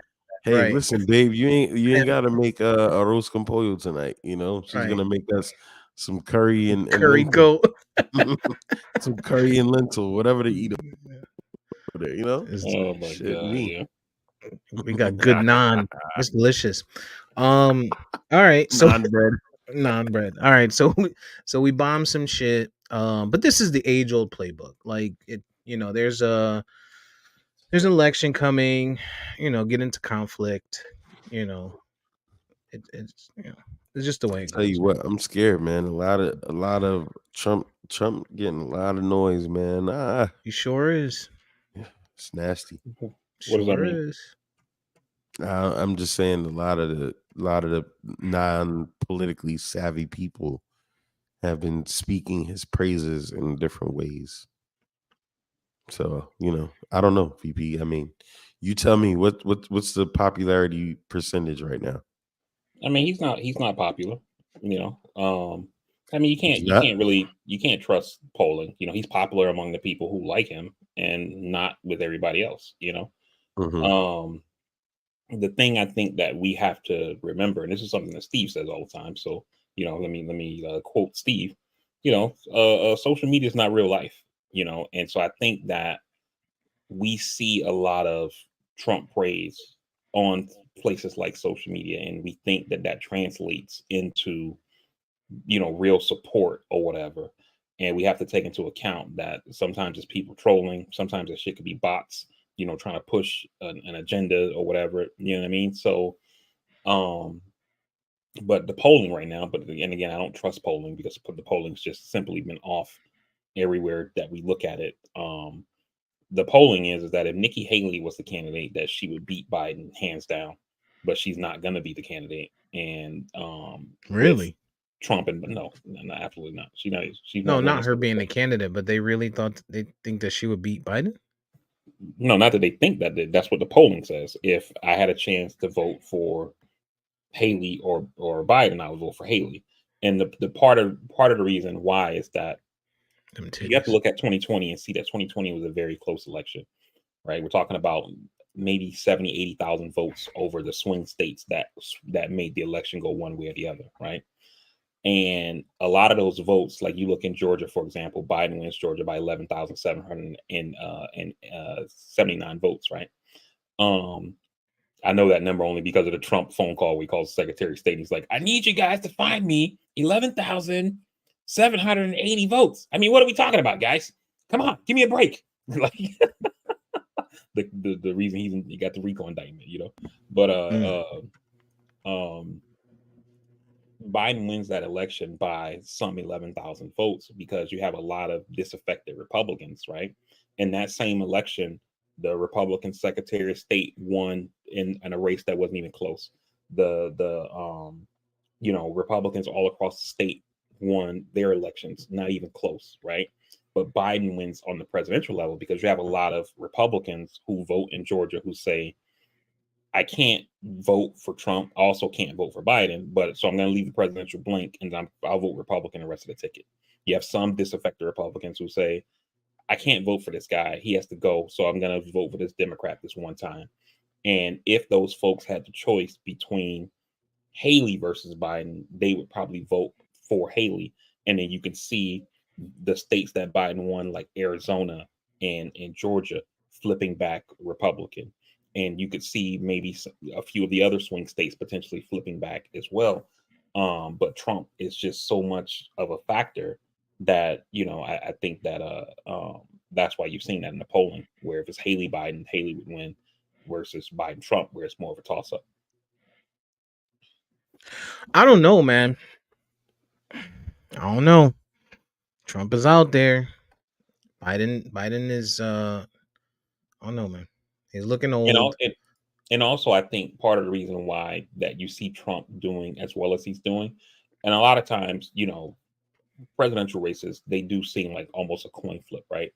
But I think part of the reason why Trump is doing as well as he's doing is because of when the way that we knew Trump in 2016 and in 2020 is not the way that we know him now. And this is what I mean by that. In 2016, this guy kind of, I don't want to say comes on the scene because he was already out there, but we start getting more of him, and you get the tweets and the crazy statements, and people are like, "What the fuck?" But you have people who are willing to take a chance. He gets in office, and then it gets worse, right? Because there's a saying that the Oval Office has a way of like magnifying who you are, right? And so we see more of who this guy is. We get to 2020, and you have all of the tweets and the crazy speeches, and can we shoot nuclear weapons into hurricanes, and then COVID and all this shit like that. And this guy doesn't win. January 6th happens, and when January 6th happens, that becomes a catalyst that kicks Trump off of all of social media. He's off of YouTube, he's off of Facebook, he's off of Twitter, Instagram. He's nowhere. And the only place that you can get Trump is through these crazy statements that he used to release that basically were tweets on paper. And then when he started his own social media platform. Since starting his own social media platform, Trump hasn't really done anything on the other platforms. He only posts on his knockoff Twitter site, Truth Social. And on that site, for me, being more plugged into politics, I see a lot of what he posts. He's even more unhinged than he was before. But people don't see that because the media doesn't really like to talk about him. They don't want to promote the lies and promote the bullshit and stuff like that, the insanity. And so the public kind of has a sanitized version of him where it's like, yeah, he's out there, but I don't really see what he says. Once he becomes the nominee, that's going to go away. And I think people will start to see more of this crazy unhinged shit that he posts and talks about. Like you watch a campaign rally, his campaign rally speeches are like 2 hours long, and it's him just railing about conspiracy theories and how January 6th people were patriots and all this crazy shit that I think a lot of people would be shocked by and say, yeah, Trump versus Biden. I don't like the 2020 redux, but I can't do it. That's my thoughts on it. I think Trump, I think is going to turn out to be, it could turn out to be like the Trump Hillary election, where there's people that are going to be looking at it as, I don't want to vote for either one of these. Like a lot of people that I've heard lately, just people I know, this is not like, and that's not a lot, right? But, I'm thinking percentages of people that actually talk politics of people I know, a good portion are like, I'm not voting, one, or I'm just gonna, I'm gonna write someone in because I want to vote for everything else, and they won't let me vote if I don't choose a presidential candidate, right? And so I think that the same thing we ran into with the Hillarys of, oh well, I don't like her, so I'm not gonna vote for her, but I also am not a Trump supporter, so I'm not gonna vote for him. I think that could happen. I also feel like Biden is Dan Campbell. I think he's playing not to lose instead of playing to win. Get out there and win. Like, I don't hear you enough. I don't. Like, I see the post, but we know someone's running the Twitter and the Instagram and the Facebook and all of that. I need to see you. And I need to see your black sister out there in these streets talking to people, videos, whatever. But you gotta make something. You gotta make me want you, pause. And when I say me, I mean, the collective.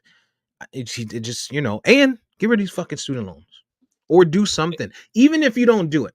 And I know it's hard. It's a far cry for him to be able to do it. Get the conversation going again. Hey, this is what I have planned. This is what I'm thinking. It may not work, may not even happen, but at least play the fucking game. Play the game. I'd rather you lie to me to win than not say shit and end up losing.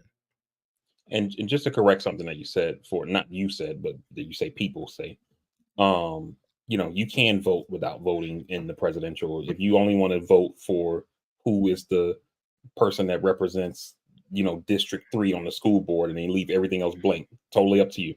So if anybody out there believes that, it's not true. You can vote however the hell you want to vote. I think it's idiotic, but it's your right. I think for me, Steve hit on where I'm at. I'm inherently gonna vote Democrat, but it's just, again, I'm sick of our party and the excuses. I'm sick of the lack of aggressiveness. Joe and them, they We put don't even out know who's gonna be on his ticket. Who do you think? Let's talk about that once EJ they finishes. they they put out these little things dissing Trump and poking fun. That shit, no. The American people, right? And we can't have it both ways. We can't ask people to vote that aren't politically savvy, but then the politically non-savvy people only see what makes sense to them. And just like Steve said, fucking try to get rid of student loans, make an executive order, do something. Fuck it. You know what I mean? We gonna ride with you if you do some bold shit. And you gotta Even be if it bold. fails. Yeah, you gotta be bold. You gotta be bold. And I'm not saying that Trump has a shot. I'm not saying one thing either way. I'm just saying what I would like to see from our party at some point. But I'm just watching the space at this point. I hear what you're saying, EJ, right? But what you're saying is what happened. He did student loans. The shit got overturned by the courts.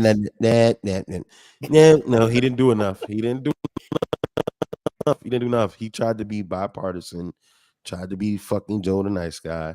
Then what's nasty is they giving him credit for shit that's already existed with the loan forgiveness. No, be bold.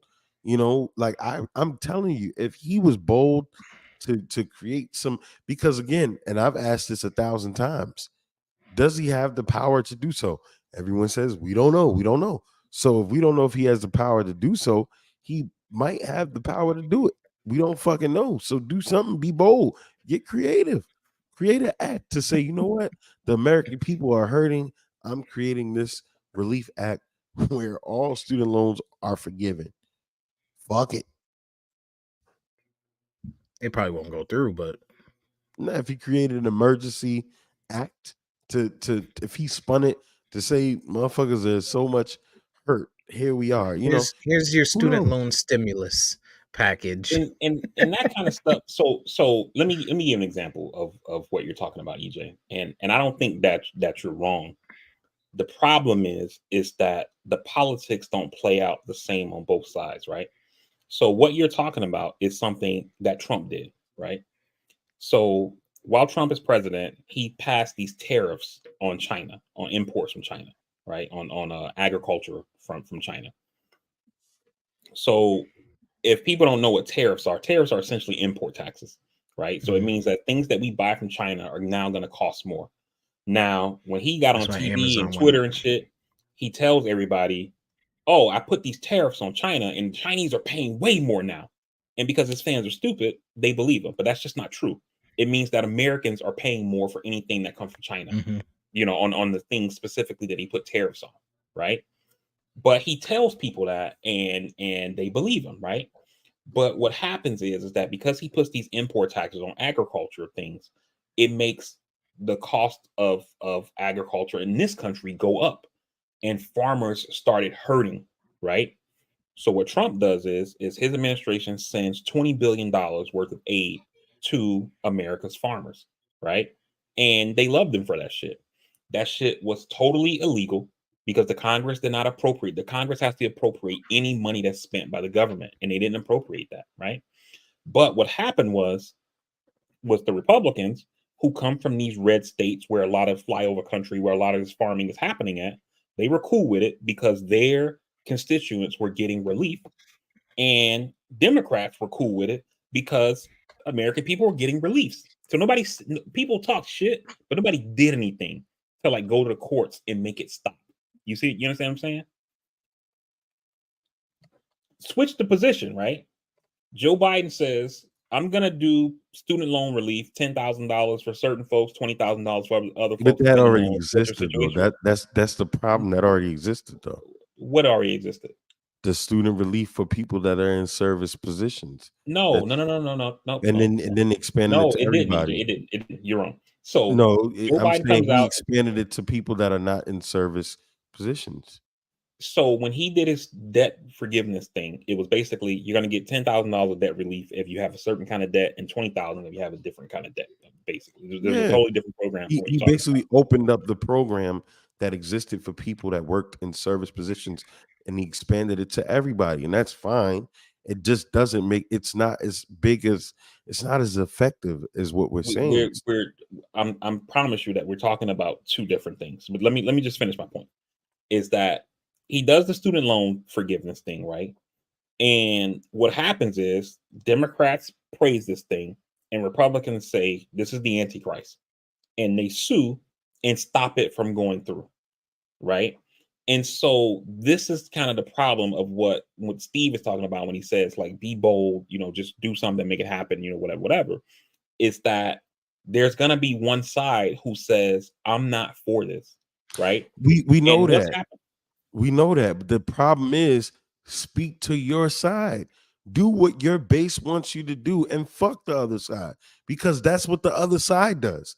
The other side says, fuck your side. We're going to do what our side likes. They're going to like us for it. And we're gonna look like dicks to the other side, but we don't give a shit. We're asking Joe to do exactly what you're saying. Do something that the other side is not gonna like, and we're gonna say, fuck them, we back you. He's not doing that. What I'm telling you, what I'm representing to you is that he's done that on student loans, and the courts overturned it and said you cannot do this. But we're also killing him for it, saying he didn't do enough. And I'm saying he did it.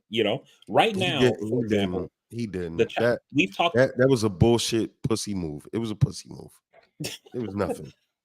we've talked on this podcast multiple times about the expansion of the child tax credit and how people were getting those $200 or $300 payments, depending on how old your kid was, every month or whatever, right? And that went away because of Joe Manchin.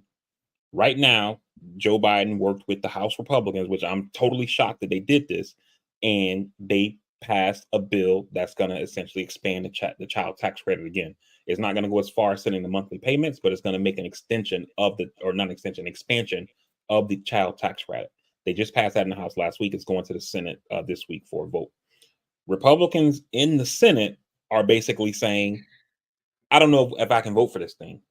Not because they're not for it, right? Because the way that Biden got it was that he coupled the child tax credit with some business taxes. So, of course, Republicans want to take care of these business folks or whatever, right? So that's how you get it past the House. The Republicans in the Senate are saying, yeah, it's an election year. I don't want to pass that shit because it's going to give Biden a win. So fuck the people. You know, we got to be. This is politics. You understand what I'm saying? And so this is what he's constantly running up against. So I don't think that it's fair to say this guy's not doing shit when we can't play the game that we want to be in. We have to play the game that we're actually in. Try or do some bullshit. Look at California. California out here talking to black people. Like, yo, we got these reparations bills ready to go for y'all. At least tell us something. Show us something. That's all I'm saying. Like for Joe, I don't know, man. I'm confused. I'm confused. And it makes you like EJ said, you have to support because you know what's right. But is like when does it stop, right? Like we're saying, oh, Joe Biden is the better option, but well, what happens if if Joe Biden does win and then 4 years from now Trump runs again? Like, when does it stop? It's never going to stop. I think, Well, just I don't, I settle. don't think I don't think Trump would run again. He would be too. Not that he would be too old. We don't have an age limit, but I just don't. I think there's a limit to his utility as a candidate. And then to answer the other question you kind of posed when EJ was talking earlier, Kamala's going to be the VP pick. She already is. No, not Like, for him. Not for oh, him. you mean for Trump? I don't know who it is. Probably going to be Elise Stefanik. If I had to, It's gonna be Candace Owens. Ooh, Candace. if I had to imagine, it'd be Elise Stefanik. She's a congresswoman from New York. She's like in the House Republican leadership. She's one of these people who Trump loves, right? They're a person who didn't really rock with him in the beginning, and then they realized, like, oh, this guy, is he got the party by the balls, and they completely turned their whole uh uh existence around kissing his ass, and he loves those kind of people. So, and she's definitely one of them. I So love Candace Owens. I have a crush on Candace Owens. I was gonna say, if Candace Owens didn't hate black people, I don't know that she hates black people. No, she I don't just want no think black she people. thinks like an old white man sometimes. Right, I so mean, she hates she, black people. yeah. I mean, I don't know if she hates black people, but I think she's definitely realized, like her Well, and well, Whitlock, that men hate there's black money to people. be made Look at shitting Joe on their own Biden. people. Well, did you see the Key and Peele skit, or I guess it's just Keegan Michael, whatever his name is, with the the if you don't vote for me, you ain't black commercial. No, No. Mm-mm. Oh man, see, I'll see if I can find. I'll send it to y'all. New York is giving more money to immigrants. That's fun. Another fun thing. I tell you Debit what. card, right? No, this is another one. There was a I don't think he meant to do that. I don't think he meant to do that. I don't know what he was going to say on that point. oops. Biden administration, something like $140 million given to New York for shelters and stuff like that for immigrants, for Oh migrants, yeah, and I also saw that they were and the debit working. card thing. I saw that today Yeah, the too. debit card thing. Yeah, But it can only be used at bodegas. So I guess that's like a small business incentive. incentive. Yeah. That's not. I mean, that's not horrible. I guess I see what they're trying to do there. Hey, look, I'm all for.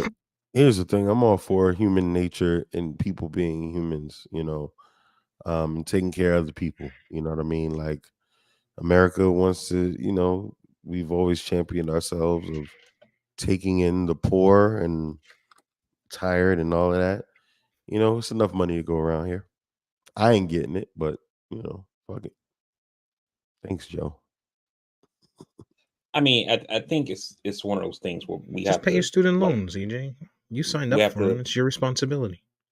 we have to kind of put things in context, right? And so essentially, what's happening here is that the larger context is that Greg Abbott, the governor of Texas, is essentially busing migrants from Texas to other states that are, or other cities that are run by Democrats, and he's essentially doing it to L.A., D.C., New York, Chicago, and yeah, that's mainly it, those places. And these places are essentially running out of shelters.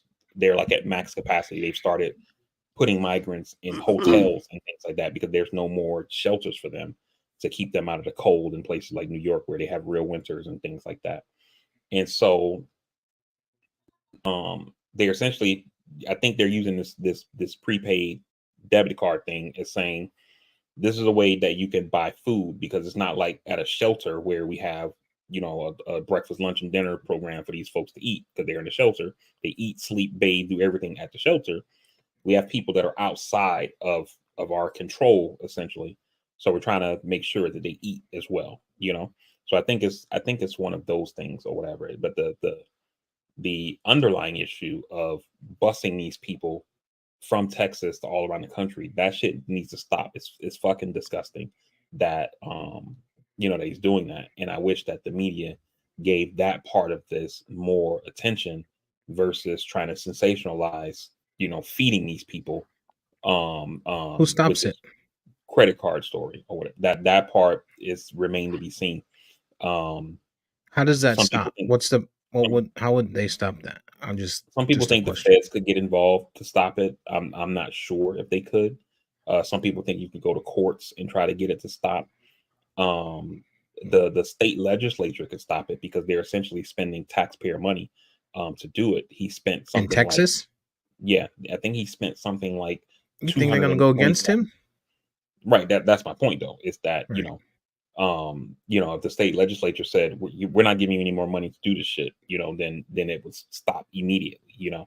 Um, the feds could try to stop it. They could say, okay, if you don't stop this shit, we're going to cut off some kind of It's federal grant. it's human trafficking to a That's degree. basically that's So I don't basically I what it don't is. even understand why it hasn't been done by the federal Because government Joe is already. scared. Because Joe is scared. That's ridiculous to me. You're literally taking people from another state and busing them elsewhere, and these other places are like, oh well, we'll just take them. No, that's human trafficking.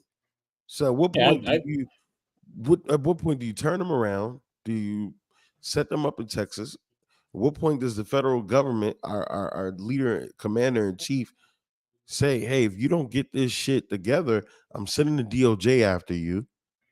We getting you out of office, buddy. You're fucking up. You fucked up.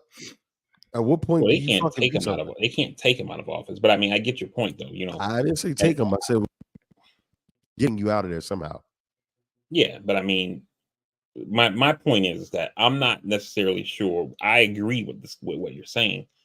I'm not. I don't know. Me personally, I don't know what the federal government could do here besides words. And even giving it lip service may make it worse. Um, So yeah, so we'll see, but you know, it's So like I said, the shit's disgusting. why is he doing that? Well, he essentially claims that Give me the Democrats. basic answer. He Give me the essentially simple. claims that he essentially claims that Democrats are for what's called sanctuary cities. Mm. And so since they support illegal, or they quote unquote support illegal immigrants coming into the country, we'll send them some. So that's the basic logic of what he's doing here. So these people support illegal immigrants coming into the country, so we'll go ahead and give them what they want. And so he's busing those folks from Texas to any city that's run by Democrats, essentially. He's doing it And because that's what his people want. yeah, That's why he's doing it. that's it. That's what his supporters want. His supporters are racist. His supporters, and even if they're not racist, they probably would feel safer not having those people in their area, right? For whatever reason. So that's why he's doing it. So this again goes to the point that we constantly make, and not you. You don't dispute this because you stood behind it as well to a degree. Do something for your people. Do something shock value for the people that you want or that do support you. Trump does it. He says it. It could be all bullshit. Say something. I mean, and that's all I'm saying. Like, it's gonna be, man. Let me tell you, And I Biden better agree not with piss saying this one something. away. I agree with saying something, right? And I personally think that I think they are thinking, if we say something about this, like if we start like speaking against it, it's gonna make them do it even more, right? And it's one of those things where his name is Tim something. He wrote this book about tyranny, about things that you need to do to avoid, like becoming a tyrannical country. And one of the things, one of the rules is that you don't concede in advance, right? Where people say, "Oh, Trump folks will do this if we do that, so we shouldn't do this." You know what I mean? Like when we talked that day about if Trump should be kicked off the ballot for insurrection or whatever, right? And it's Mm. like, oh, if Trump gets kicked off, his people are gonna get mad. And it's like, well, did he break the law or not? You know what I mean? Like, so when in this situation, same thing. You can't concede in advance saying, if we talk about this human smuggling, essentially, these folks are going to get mad and do it more or whatever. And you can't do that and let that shit just ride like that That's a out of the pretty league. asinine way to operate when human lives are at stake. I You agree. know that it's just crazy. It just seems like when it comes to doing the right thing, we're so fucking afraid of the other side. When they've shown us from January 6th, they're willing to do anything. At some point, in VP, you've said this as I've said this, in the government control aspect. At some point, the government has to be there to save the people from itself, and even those that don't know they need saving. And to Steve's point, you have a side of people that are going to believe in what you're doing, and I think that's why, totally, as this nation, we're headed in a place where it is Bloods and Crips. It is tyrannical. It is a revolution versus this and that. It's almost fucking insane, because EJ, we're talking about something where we're providing human lives sanctuary in other places. We're displacing them away from where they intended to be, and nobody's stopping these people. Nobody's doing anything to check the other side.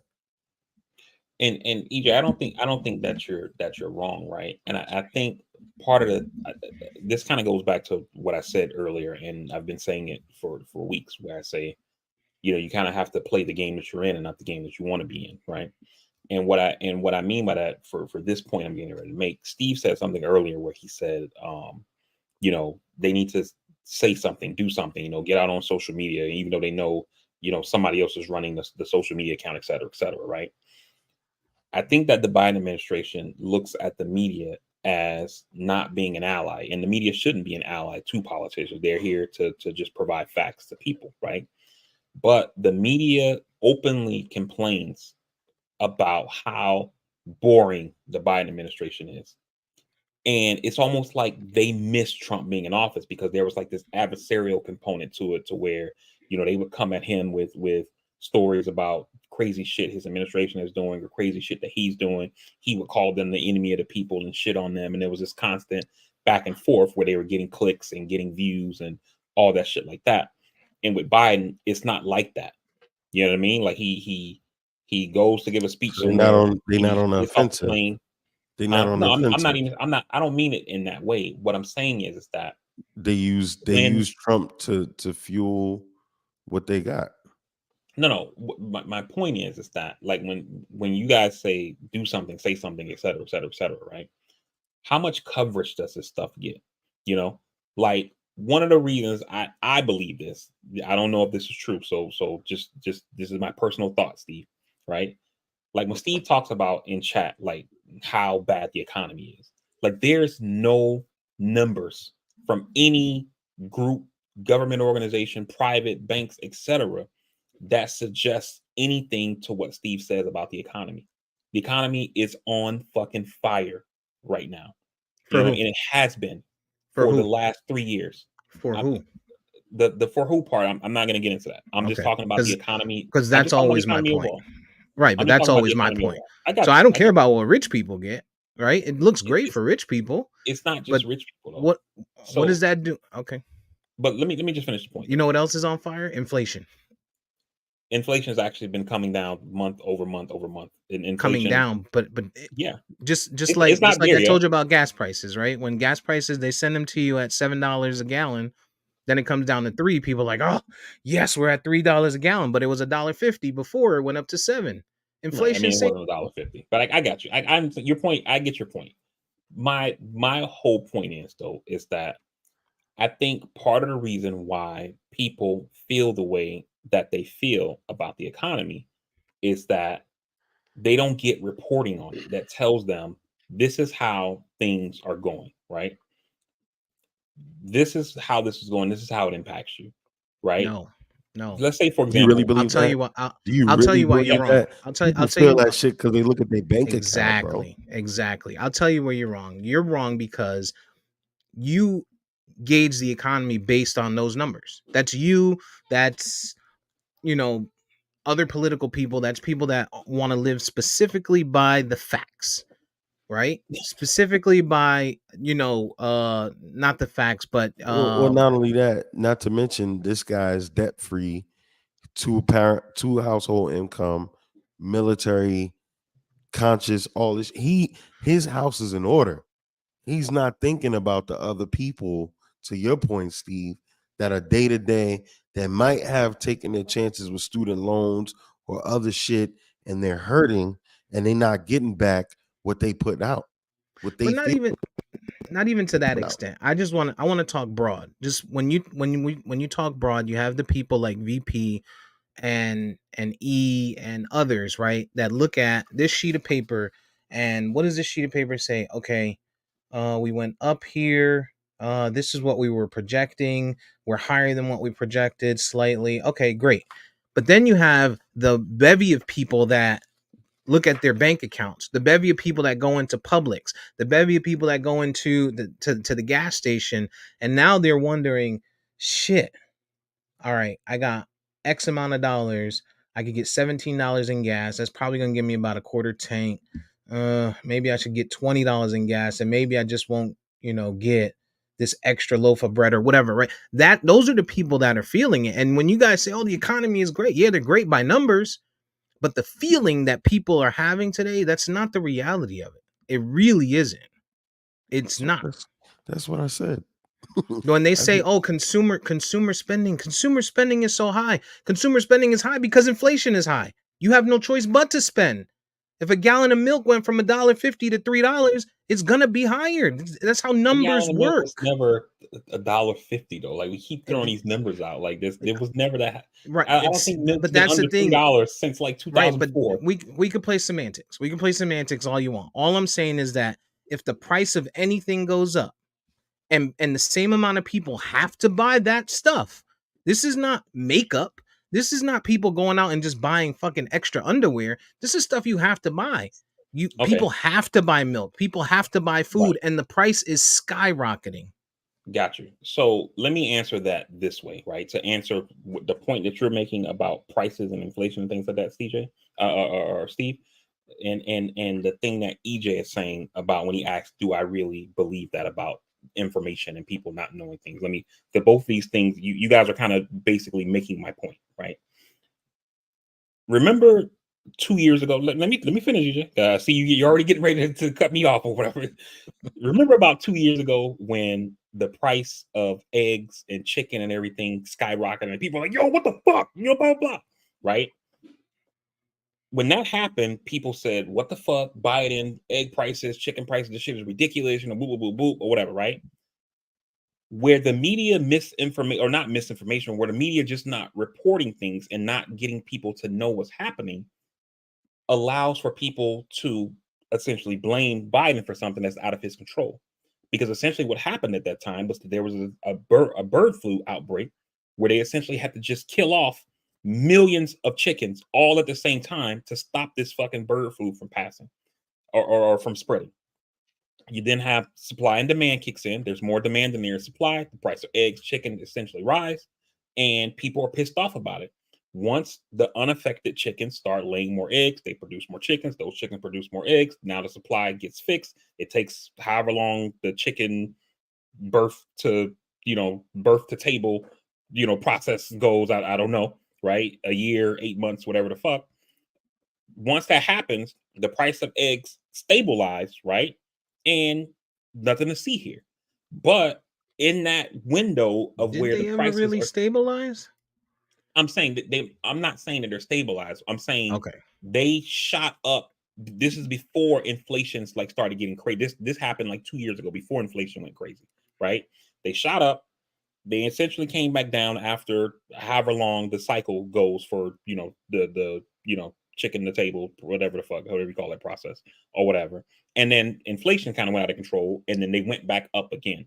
My point is though is that for those egg prices and the things that happen with chicken specifically, that happened for a very specific reason that nobody essentially knew about, right?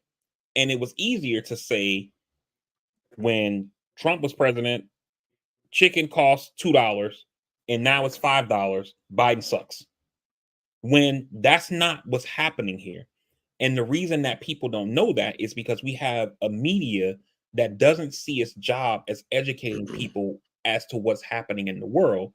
They see their job as playing horse race analysis, almost like it's sports coverage of politics. But here's a problem to your notion, because you're talking about information, but at the same time, you're acknowledging that people don't really get to the real information with the real facts. So it doesn't matter what people are informed about from whatever aspect you want to put it out there as.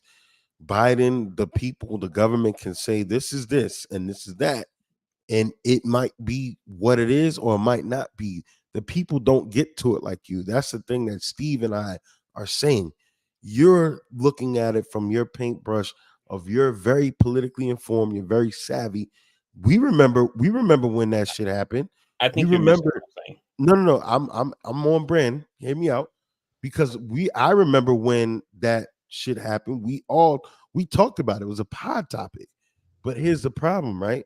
Nobody's gonna go in depth and look into that. Even when it's in their favor or something's going on, people don't get to the nuances, they don't get to the information. So it doesn't matter whether it's out there or not. People are going by the day to day. What do I feel today? When I go outside, what is my taxes saying? What is the cost of gas? What is the cost of real estate? What is the cost of that? People live the information. They don't give a fuck about the nuances of what's going on.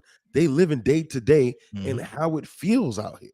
And Mhm. that's the problem. When you see our government giving millions of dollars to fucking Ukraine, but Billions. we can't give fucking We're not giving them we money. we we I we keep can't telling you, fucking huh? we're not giving them money. I We're keep telling giving you them that. support that we're giving them support that We're equates to giving them dollars. shit that equates to dollars. That's the Right. it all rounds out. So this is what I'm saying. Again, when you look at the common person, you're looking at it from your paintbrush of being very knowledgeable and being very stable in where you at. You're not thinking about the average everyday American. You're not. That's what me and Steve are saying. That's it. I hear what you're That's saying. it. I don't agree, but I hear what you're saying. But I I guess the know point you I'm don't. making, the point No, you I'm don't. making, the point I'm making about the media, right? When I talk about this is, let's take this program that Steve brought up with the prepaid um card thing to immigrants in NYC, right? Now, where did this story come from? It was first posted by the New York Post. Who's the New York Post? The New York Post is a New York tabloid that is essentially is ran by News Corp and owned by Rupert Murdoch, the same guy who owns Fox News, right? So let's start there.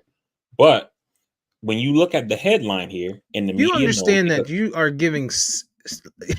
are giving so much weight to conspiracy theories about where the news comes from. this is not a conspiracy theory. I'm just trying to make a point, right?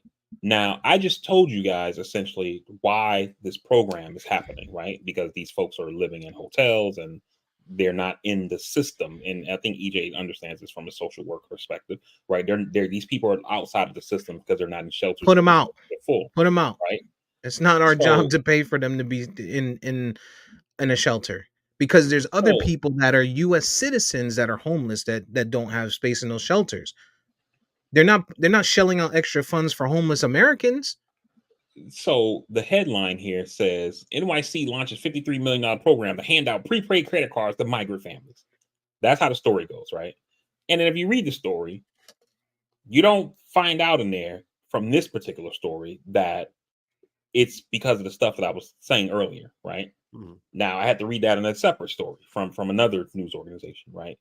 But this thing is reported in a way to sensationalize it for the exact thing that Steve just said.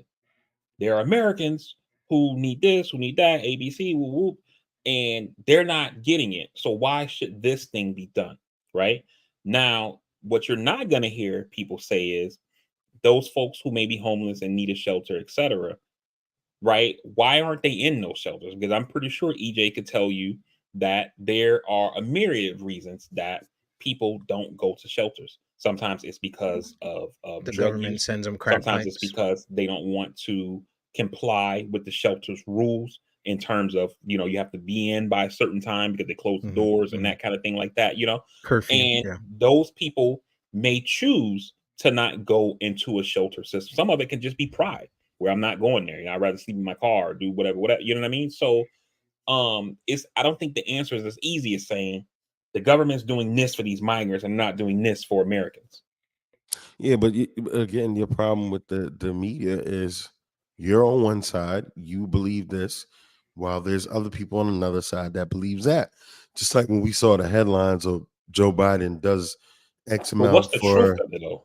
no 'Cause there's again, three sides, this, right? this, There's my this, side, their side, there's the truth. but this what I'm trying this what we're trying to explain to you. The truth is I what people feel. People live their truths. Exactly. And this is what I can say to you, right? Just like when we saw the headlines, Joe Biden forgives another 13, I'm paraphrasing, another 1,300 Americans. I'm Yeah, yeah. throwing it on the wall. But it's really speaking to an existing program that already existed. But the headline looks like what, right? Again, at the end of That's the not what day, happened, but okay. at the end of the day, Uninformed Americans don't give a fuck. They don't. They see what they see. They make informed decisions based on how they live. Granted, we are not a third world country. Granted, we are not bad as many other places.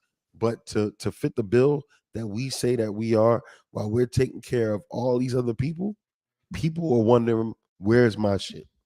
And furthermore, the educated people that have an opportunity to vote for you and be educated, those people that have student loans that are looking at you to say, yo, do something for me. Yes, I fucked up. Yes, I made this decision. Do something for me.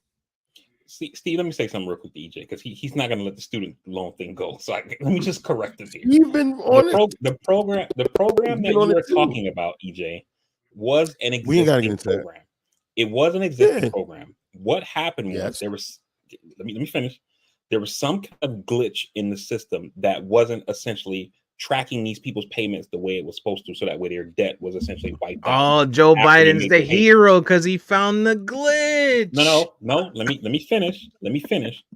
Under previous administrations, when this has happened by Trump. See, under previous administrations, when this has happened, when they found these glitches where these people who should have had their loans forgiven because they were making payments and they worked a certain amount of time doing service or whatever, they would essentially fix the glitch and then tell these people, well, technically you weren't making your payments the way you're supposed to because of the glitch, so you need to get back on track for the 10 years and then you'll be forgiven. What they did in this case was, when the glitch was found, they fixed the glitch, and then those people who should have had their debt forgiven, they forgave it and didn't make them restart.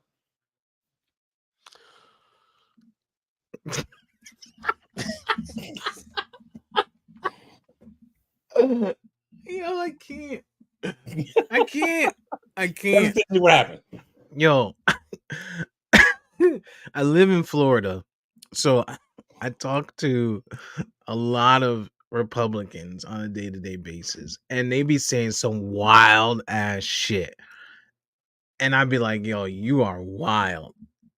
And then I talk to VP, and I'd be like, yo, you are wild. Like, y'all are crazy. Y'all political people are fucking nuts. I'm just telling EJ what happened, because EJ keeps saying like it was an existing program. EJ said, yo, this thing, it already existed.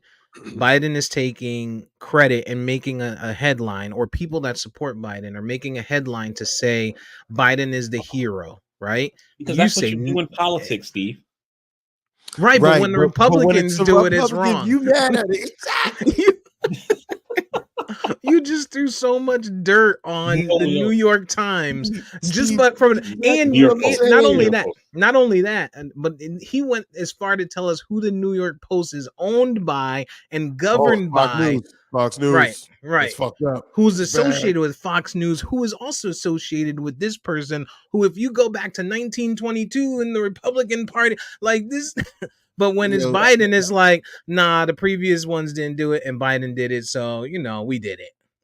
There's a difference, right? We did it, Joe. I don't think the two things that you guys are saying, the two things that you guys are saying don't make sense. Now, if you brought up the Ron DeSantis thing, I could see what you're saying there, even though I can tell you you helped make our point, bro. You helped make our point. You're a wild boy. You're a wild boy. I'm just telling you what happened. Because there's a difference in what's happened. Because what we've seen in the past. I just want somebody to love me as much as you love the Democratic Party. What we've seen in the past is that when these things that is unconditional. When in the past, right? Like, let me give you another example. When I was in the military, right? Because to EJ's point, this is an existing program. You have student loans, and you get into some kind of public service, like a teacher, you join the military, Peace Corps, etc. Some kind of government work kind of thing, or I don't know if it's all government work, but some. You could have your loans forgiven after you work for them for 10 years, right? Okay. So there were people when I was in the military who were at their 10 years and their loans weren't forgiven because there was some kind of glitch in the system to where when they were making their payments, if the payment was $200, but you're essentially trying to tell you're essentially trying to tell us that none of those cases ever got fixed without Joe Biden. No. Yo, there's a glitch in the system. I'm not saying without Joe Biden. What I'm saying but what the recent thing had nothing to do with people of the past.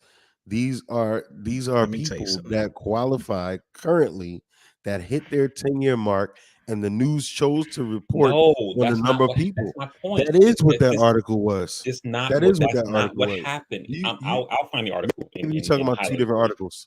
Maybe you're talking about two Yo, different articles. all I you don't got to think do maybe is, are. I bet you all them people that you said was impacted by the glitch wasn't picking up the phone to go get that penny back. Had they done it, then they would have been excused under Trump. But they didn't. They Well, I'm didn't not. look at their It's not bill. necessarily. It was. So how This is not a That's what I'm Trump thing. saying, Steve. We saying that Joe Biden is the only reason you that shit said got fixed. It's not true. it is a Trump thing because or it could be Trump and inclusive, but you said previous administrations did not fix it. When it came up, it would make them restart. And now with the Biden administration, they're not making them restart. So basically you're saying previous. That could be Biden, that could be that could be Trump, that could be Obama, that could be anybody, right? It was inclusive. This Okay. happened under Obama, it happened under Trump, it happened under Bush. Because this program has been around since like I think the 80s or something like that. This 10-year Mm-hmm. service thing, or it's been around for a while. So Right. it's not So like Mm-hmm. a. hey, It's we not need a new. headline. We didn't execute on our plan to waive student loans like we promised. Let's go ahead and do this and then put this headline out there and say that we fixed the world. And all we really did excuse was an extra penny for X amount of people over a 10-year span. No, it's not a penny. It's essentially. So again, the way that that has happened in the past was it was these folks' payments weren't received the way that they should have been received, but like because of the system, not that the people didn't make the payments. My After payments the aren't 10 being years, received the way they're supposed to be received either. I'll tell you what after the glitch is. I ain't paying them shits. That's the glitch. after the, after the 10 years, right? They found that, oh shit, there's a glitch in the matrix or whatever. And then it's basically like remember in Office Space when they were like, oh, we found this guy. It seemed like he got laid off 2 years ago, but for some reason there was a glitch. He just kept getting paid. So he kept coming Hmm. to work. And then they say, oh, so did you let him go? Like, no, we fixed the glitch. You know what I mean? And so that's essentially what was happening, where they just fixed the glitch. And it was like, okay, you need to keep making your payments. And then once the 10 years hits, you'll be good. And that's how it's There was a worked lot of over. people that resolved that without needing an executive order and all of that. I mean, again, we praising him for what? For fixing some shit when he can just say, you know what, people, we heard you. You need a relief. You got And into he did these that. loans. So No, he made a I'm talking morally about sound wipe it all decision. away. He made a morally sound decision. He didn't waive student loans the way they try to make the Oh, headline say. Okay, let me ask you this, EJ. Basically, Steve. Let me ask you this, EJ, because you keep saying like he should have wiped off student loans, et cetera, right? no, I'm So saying he wipe it he away. he did a student loan thing. It got overturned by the courts, and we're here. So if he did this, what you're saying, and said we're going to forgive all student loan debts, and then they got wiped away by the courts, and Let we're me still let me here, ask you a better wouldn't you question. be saying these same things? Let me ask you a better question, because the answer always is what is his powers at? What can he do? Does he have the executive right to say millions of Americans are hurting by this thing here, that we're not going to get the money back anytime soon? I'm making an executive order to bail our people out, a student loan relief bailout plan. Does he have the executive power to do that? Exactly. I would say yes, because of the Just forgive. way of Just get rid of the interest. Get rid of the interest. If my understanding of the Heroes Act is No, yes, fuck, you keep fuck the the power to. interest. Steve, fuck the interest. VP is giving you exactly what he can do. Go ahead, VP. And Continue, he please. right. I would say based on my understanding of how the Heroes Act work, which is the law they use to do the forgiveness that he did try, that he did have the power to not just do 10,000, but he could have done all of it essentially. All of it that's owned by the federal government, not private. Absolutely. That's it. That's it. There it is. There it is. There it I is. I think he just rolled over and was like, "Well, we lost this one, guys. On to the next. Let's go fund genocide." And well, I almost was about to agree with him, and then he take it to the next level. So, wow. Um. Anyway, Yo. um, Speaking of Yo. genocide, did y'all see that? wow. How this is how money works. Y'all see that Adidas is starting in 2024 How do we get from selling the genocide to Yeezy brand Adidas? again? How do we Because get from genocide to listen to Adidas? where I'm going. Listen to where I'm going. Adidas has decided they're going to sell the Yeezy brand again Mm. in 2024. We knew that was coming. They owe him too much bread. Why did it stop? Well, I don't think it's because they owe him bread. I think it's because nobody buys Adidas, and that's probably was the only thing that Exactly. was making them That's money. exactly. Money Yeah. talks, baby. Yeah. Get it out of here real quick. Hey, we did the right thing. We parted ways with Kanye. Y'all forgot about them now? All right. We gave them some money. Oh, they're on the bad side of genocide now. Okay. Let's get Kanye back in here because we need to make our money. That's what happened at the board table. That's what I don't, happened. I don't, I don't agree with that. Mm. I mean, it is about money, right? But I think at the end of the day, right, businesses are in the business of making money. I don't care if you sell band-aids, hamburgers, or tennis shoes, right? And so Or vagina. these folks, huh? Said or vagina. These folks are gonna do what they need to do to make money, right? Absolutely. And this kind of goes to it's kind of on topic what I'm getting ready to say with what we've been talking about, right? Is that I saw this report on the news, and they were talking about the economy and saying how come these business folks aren't really, giving Biden a lot of credit for what's happening in the economy. These businesses are doing great, et cetera, et cetera, et cetera, the market's up, all the kind of thing. And the reporter said, well, the thing is that Biden doesn't call them. They're upset that he doesn't spend time with them or whatever. And so they don't go out and praise him that way. And they also, even though they've said we don't fuck with Trump because of January 6th, et cetera, now they're looking at, not the game that we want to be in, but the game that we're actually in, where Trump could become president again. And they don't want to piss him off. And so they don't say anything negative about him either or whatever. So it's like we stay neutral and we'll see what happens. You know what I'm saying? And Yo, so because at the end of the day, they're looking at their own bottom line, and they're in the business of making money. And so they're not going to do anything that jeopardizes that. I just sent something to Steve that's gonna piss him all the way off. I don't know if he saw it, but I know it's gonna piss him off. Steve, check your IG message. I'm gonna Our get mad. illustrious Vice President Vice President? Kamala Harris decided to give Jess Hilarious, the comedian, a shout out I'm done. I'm done. for joining the Breakfast Club permanently. She's in front of 2 American flags. Her team took the time to shoot this. I know it's gonna Hilarious. piss It's you off. Kamala Harris. Congratulations on joining the Breakfast Club. I know you're going to be great. Your voice is so important.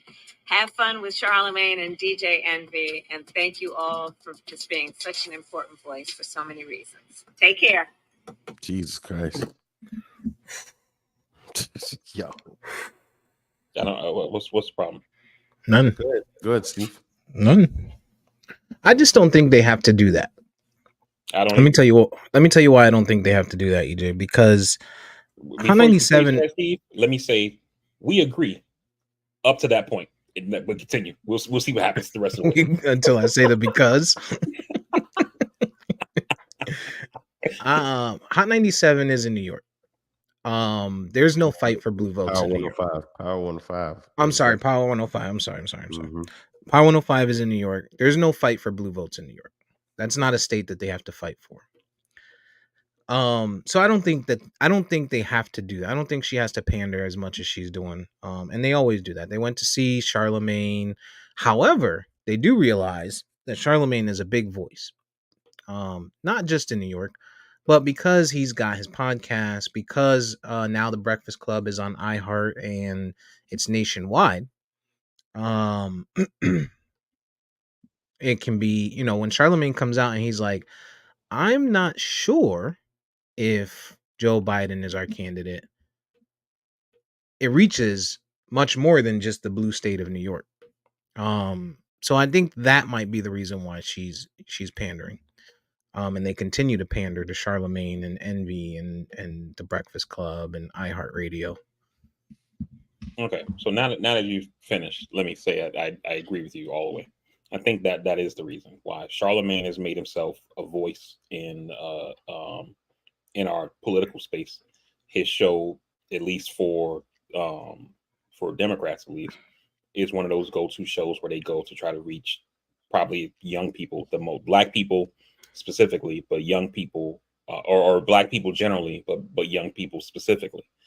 And because he's made himself one of these places that you have to stop by in order to get your message out, I think is why they're doing that. And it's no different than in the 90s when people, or not even the 90s, in the 90s all the way up to, I would say, the Obama years, where people stopped by Tom Joyner's show, right? Because Tom I Joyner was that guy. yeah. Michael Yep. Baisden, Joe, what's his name? He just passed away this week. EJ Joe, God, I can't think of his name right now. He's a black radio host. He was on Sirius XM. Oh, I know you're talking about. I can't think of his Yeah, name though. he just passed away this week. I can't think of his name right now, but it's Joe something or whatever. But it was why people went on his show. Even after he died, both Kamala and Joe Biden released statements about him, saying, Joe Madison. Joe Madison, there you go.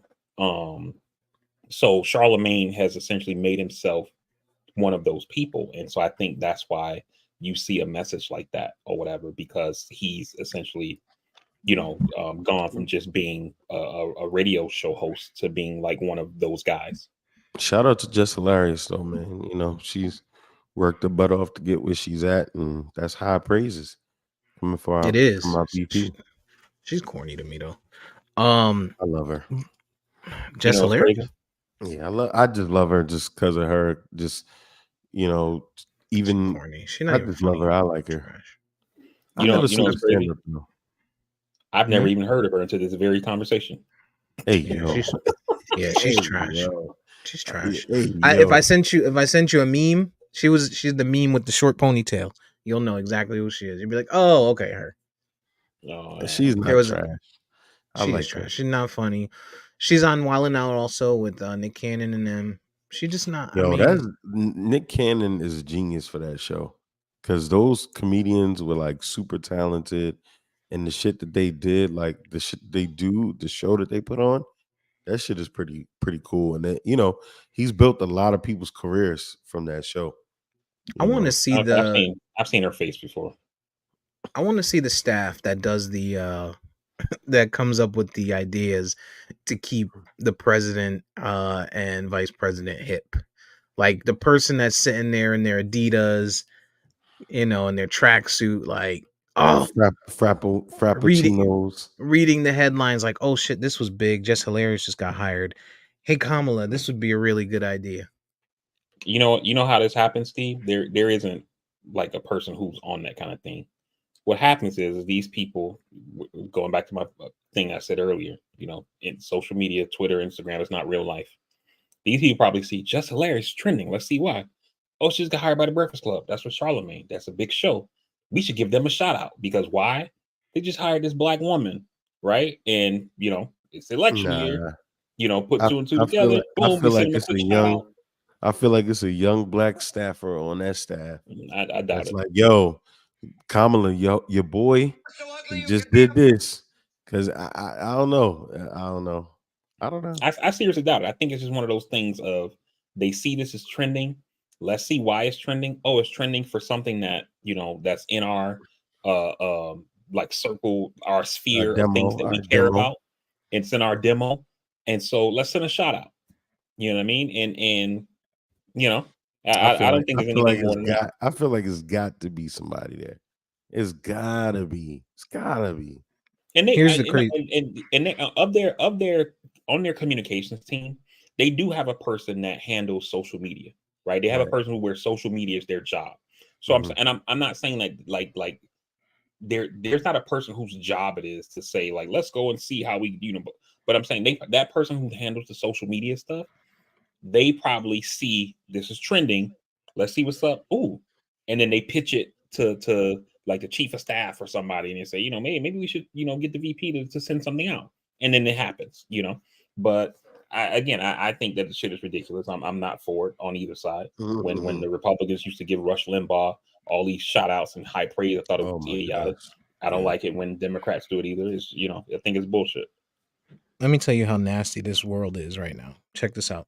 Remember, I was telling you about the Keegan Michael thing about the skit about if you don't vote for me, you ain't black.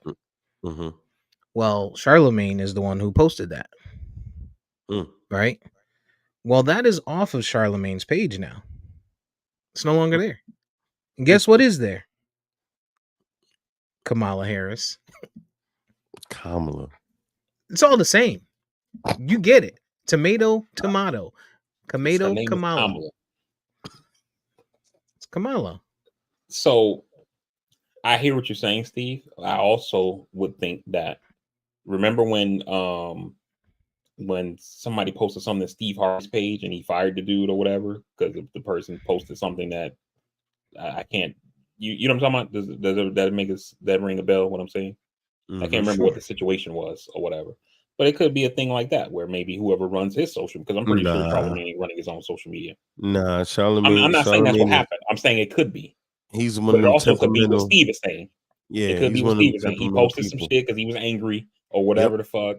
And then Kamala sends them the shout out. And it's like, oh shit, let me delete that. Let me walk it back. They had a conversation. His people called her people call his people. They walked it back. Iheart probably called him and was like, yo, take this shit down before we fire you. Nah, his people called their people called his people, and it was like, look, we gonna fix this. We gonna make this right. Don't worry about it. We gonna have 1 million people looking at your shit on Monday. Shit, VP didn't even know who Jess Hilarious was today. So he might fuck around and tune in on Monday just because of that. No, I don't really listen to the breakfast. I think Jess Hilarious is a household name now for VP. Damn, that bitch got 5 million followers. Okay. She's on TV. You said she's on Wild Out. So she still enjoys Fridays though. She's not funny though. I used to catch her in Baltimore at the local Fridays. This was did you? Ago, though. Yeah, this is years ago though. Now I highly doubt she would be doing the same thing, but she, I always liked that about her, that she was, she's proud of being from here, and yeah, she might be. I like those nudes that she had though back. Wait, what? Remember those? She had nudes. She had some nudes back in the day. You remember those?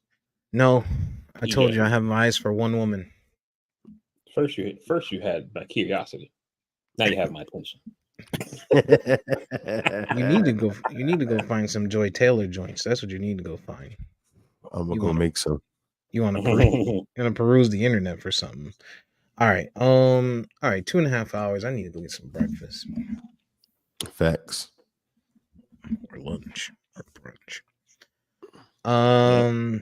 All right. Well, I guess next week we'll revisit the Super Bowl picks, see if still feel the same way, based on injuries and how the nobody should be injured by now. Also, we haven't done bingeables in like 3 pods. I just want to put that out there. I thought we did do bingeables. He just wasn't paying attention. Yeah, but you did bingeables last time. Have you been watching? To do that. Have you been watching something? Remember, I told you guys about the Trust. Yeah, I watched that. I watched the Trust. I thought it was okay. How did you feel about it, EJ? They need to put more money in the pot. Nah, I don't think that will work. I think if you put more money in the pot, it's going to get away from what the show is trying. Like, can you get these people to work together? If there's more money, everybody's like, yo, somebody got to go. Yeah, we're not going to vote. Yeah. Vote not this person. Vote. Yeah. I'm voting. Yeah. So you know how they could have made it better? The Trust could have made it better if prior to doing their last votes, they would have shown they would have given them a sheet of paper with the decreased amount that they were splitting. They didn't tell them that there was a decreased amount and that someone took that last deal until after they casted their vote.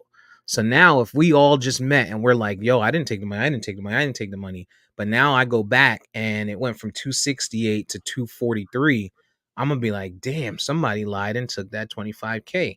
Now I might actually vote EJ off, or EJ might actually vote VP off. And now you might come down to, one person walking away with that shit. Yeah. Right. That's probably that's what they should have done. And the thing too about it is that what makes it like, especially like them feeling like, oh, somebody took the money, so I'm gonna vote them off, is that the majority of them had money because the Texas rancher dude got 30K already, on top of him splitting his ass 248. The white chick already got 15K on top of splitting whatever. You know what I mean? So I'm like, Oh, she yo, was getting voted off. I was they voting give her me an off. offer. I'm taking that shit. If I had the chance going to the vault anytime, and they'd Yo, be like, offer that's one, what you I can get this said. money. I'll take the money. That's what I said. VP, I'd have And voted and all I them would have niggas. lied about it. And I would Yep. have lied about it. Like, yo, they offered me, they said I could have done this, but I would have had to choose two people and it would have been a 50-50 chance that one of y'all go home. But I didn't choose it. I'd have voted. I Yeah. would have voted every time to get rid of a motherfucker. Every time. Every time. Mhm. And I'd have Yep. just lied and acted like I didn't do it. Every time. And the And foul old part is black women ask for protection, get rid of the black dude the very first episode. and old girl should have voted Tolu off. Winnie? Yeah. When I would have voted was Tolu off. she was trying to protect the dude and voted the other chick off, but they thought it was when she could have voted the white lady off, but she chose to vote the other white lady off. It was like, huh? Didn't make Well, any sense. remember Winnie had the thing where she took it and it was like, yo, if you take this, someone has to go home. But Mhm. if no one goes home, then you go home. Right. And then she ended up getting voted off anyway, but she only had Mhm. one vote. If she had voted for like, I'm trying to save me and my little $15,000-$20,000, I would have voted Tolu off right there. Yeah. She not gonna know that I tried, and if I succeeded, right? If no one voted for me, then Tolu goes home. She not gonna know it's me. Then when she watches it back, I just did you dirt. Listen, I'm a dirty. I'd have been a dirty. Put me on that show.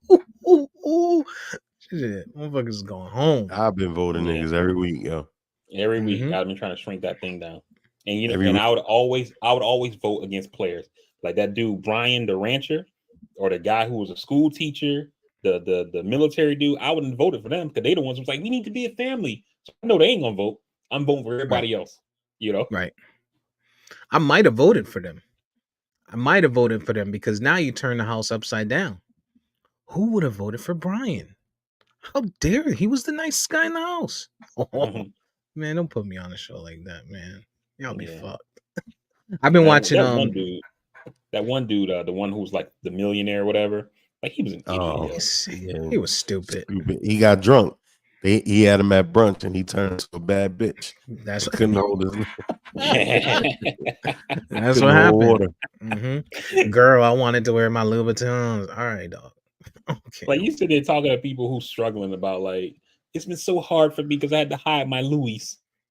And they're telling you their struggles. It's not like, oh my god, yeah. This nigga comes from generational money.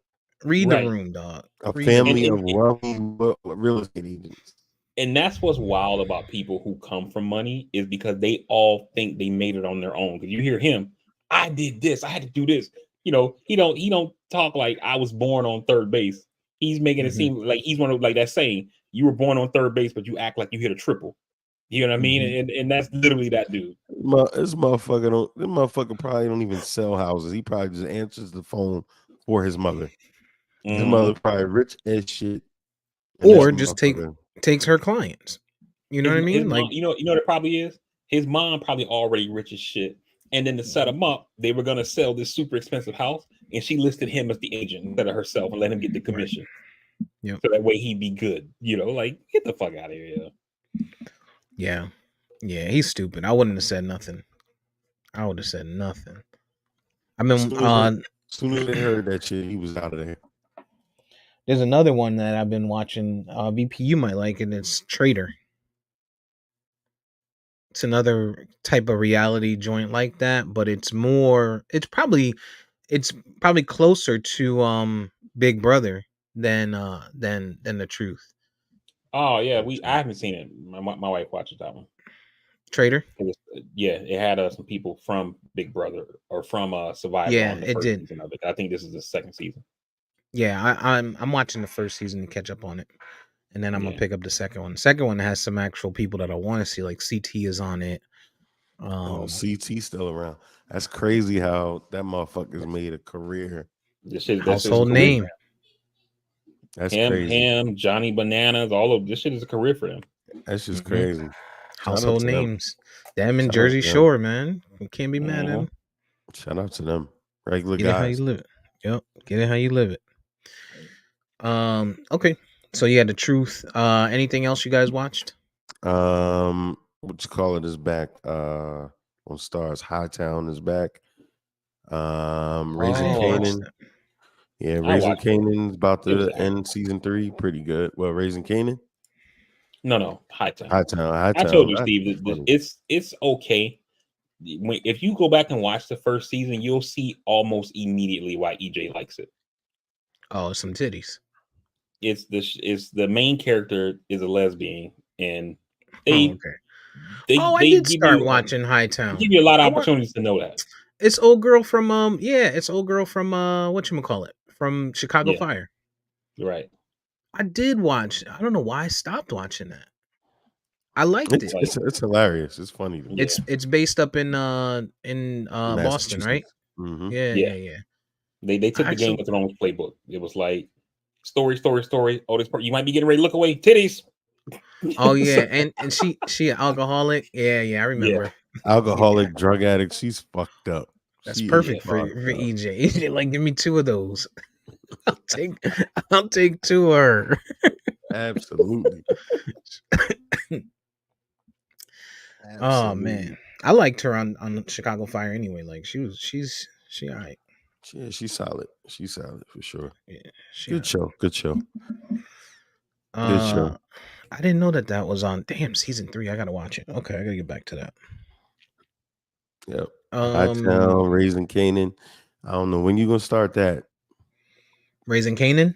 It's great. Are It's are those phenomenal. hours or 30 minutes? It's hours. Them It's an shits. hour. It's in my opinion, it's the best show in the Powerverse, for sure. For sure, best show in the Powerverse, I'll and have it's to get to. nostalgic. It takes you back. I think you're gonna love it because it takes you back. I know you personally will love it because it's gonna throw you back to that time where you see in the cars, the shoes, the wear. It's to me, it's the best of the Powerverse for sure. I mean, By I far. watched a couple episodes of it when it first came out. The only thing I can't get past is I don't like the kid that plays Kane. I don't like the way he tries to force himself to sound like 50 Cent. Yeah, I get that. I get that. And like it's a little too much to me. But I'm The gonna crazy watch it. part about it is though the show has, in my opinion, become a lot less about him. Oh, has it? Yeah, it's become about the whole universe and itself, and just surround how everything surrounds it, and then what it becomes. So is yeah, they've done a phenomenal job, man. Yeah. You know what's crazy? Phenomenal job. Mike Omar Epps in there. I was watching Mhm. Charlie Wilson's War yesterday. It's an old movie that I've seen already based on a true Omar story. Epps ain't dying in that show yet? Mm-mm. Wasn't he sick the first 2 episodes? Like, all right, go ahead, VP. But yeah, on Charlie Wilson's War, old movie based on a true story that stars Tom Hanks, Julia Roberts, and Philip Seymour Hoffman. It's like the top cast, right? And in that show, 2 of the extras that are basically on camera but with no speaking lines in it. One of them is Tommy. And I've seen that movie like 3 or 4 times. And I just noticed Tommy when I watched it yesterday. And the other one is Emily Blunt.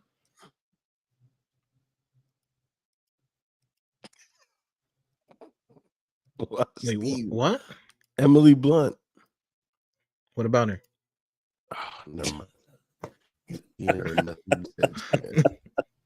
I was looking for the chick's name. I was trying to look up the chick's name that plays the mom in Power Oh my in God. Canaan. I'd be Her name is researching. Patina Miller.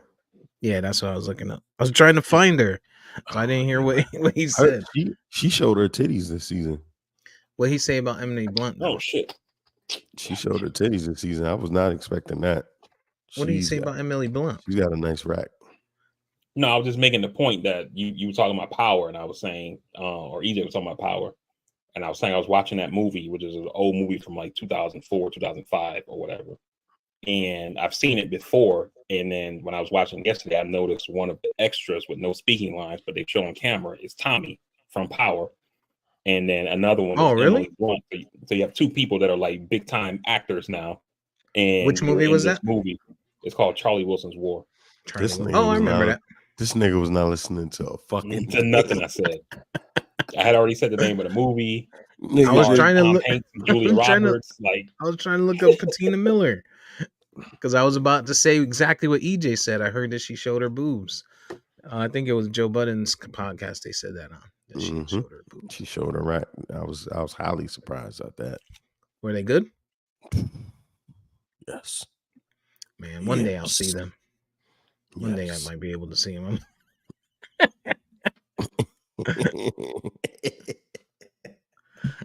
Both of y'all are sick. Not me, man. I only have eyes for two boobs in this world. Get 2 boobs at a time. Oh shit! If that's the case, you gay. Hey, yo. What's your maximum? 2? Oh, okay. All right. I see Yo, what you- you're wild. All right. You guys gonna watch the Pro Bowl? Is it early? Probably going on in about 30 minutes.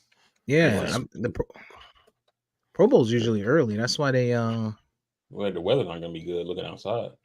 yeah, it's already Kind raining of out there. overcast. Or do they even play the game anymore? Yeah, they play flag I don't know. to avoid injuries. Oh, But it's remember people were flag. saying, people were saying it sucked because they're not really playing, and so the NFL adjusted and made it flag. Oh, it starts Mm. at 3. Yeah, they expanded the skills competition, so they do like even more skill stuff. Like they do I saw like the the long quarterback snapper thing. throwing it. Yeah, the long snapper thing. They play like dodgeball, and then for the game itself is flag. Starts at 3:00. Yeah, I'm not gonna watching.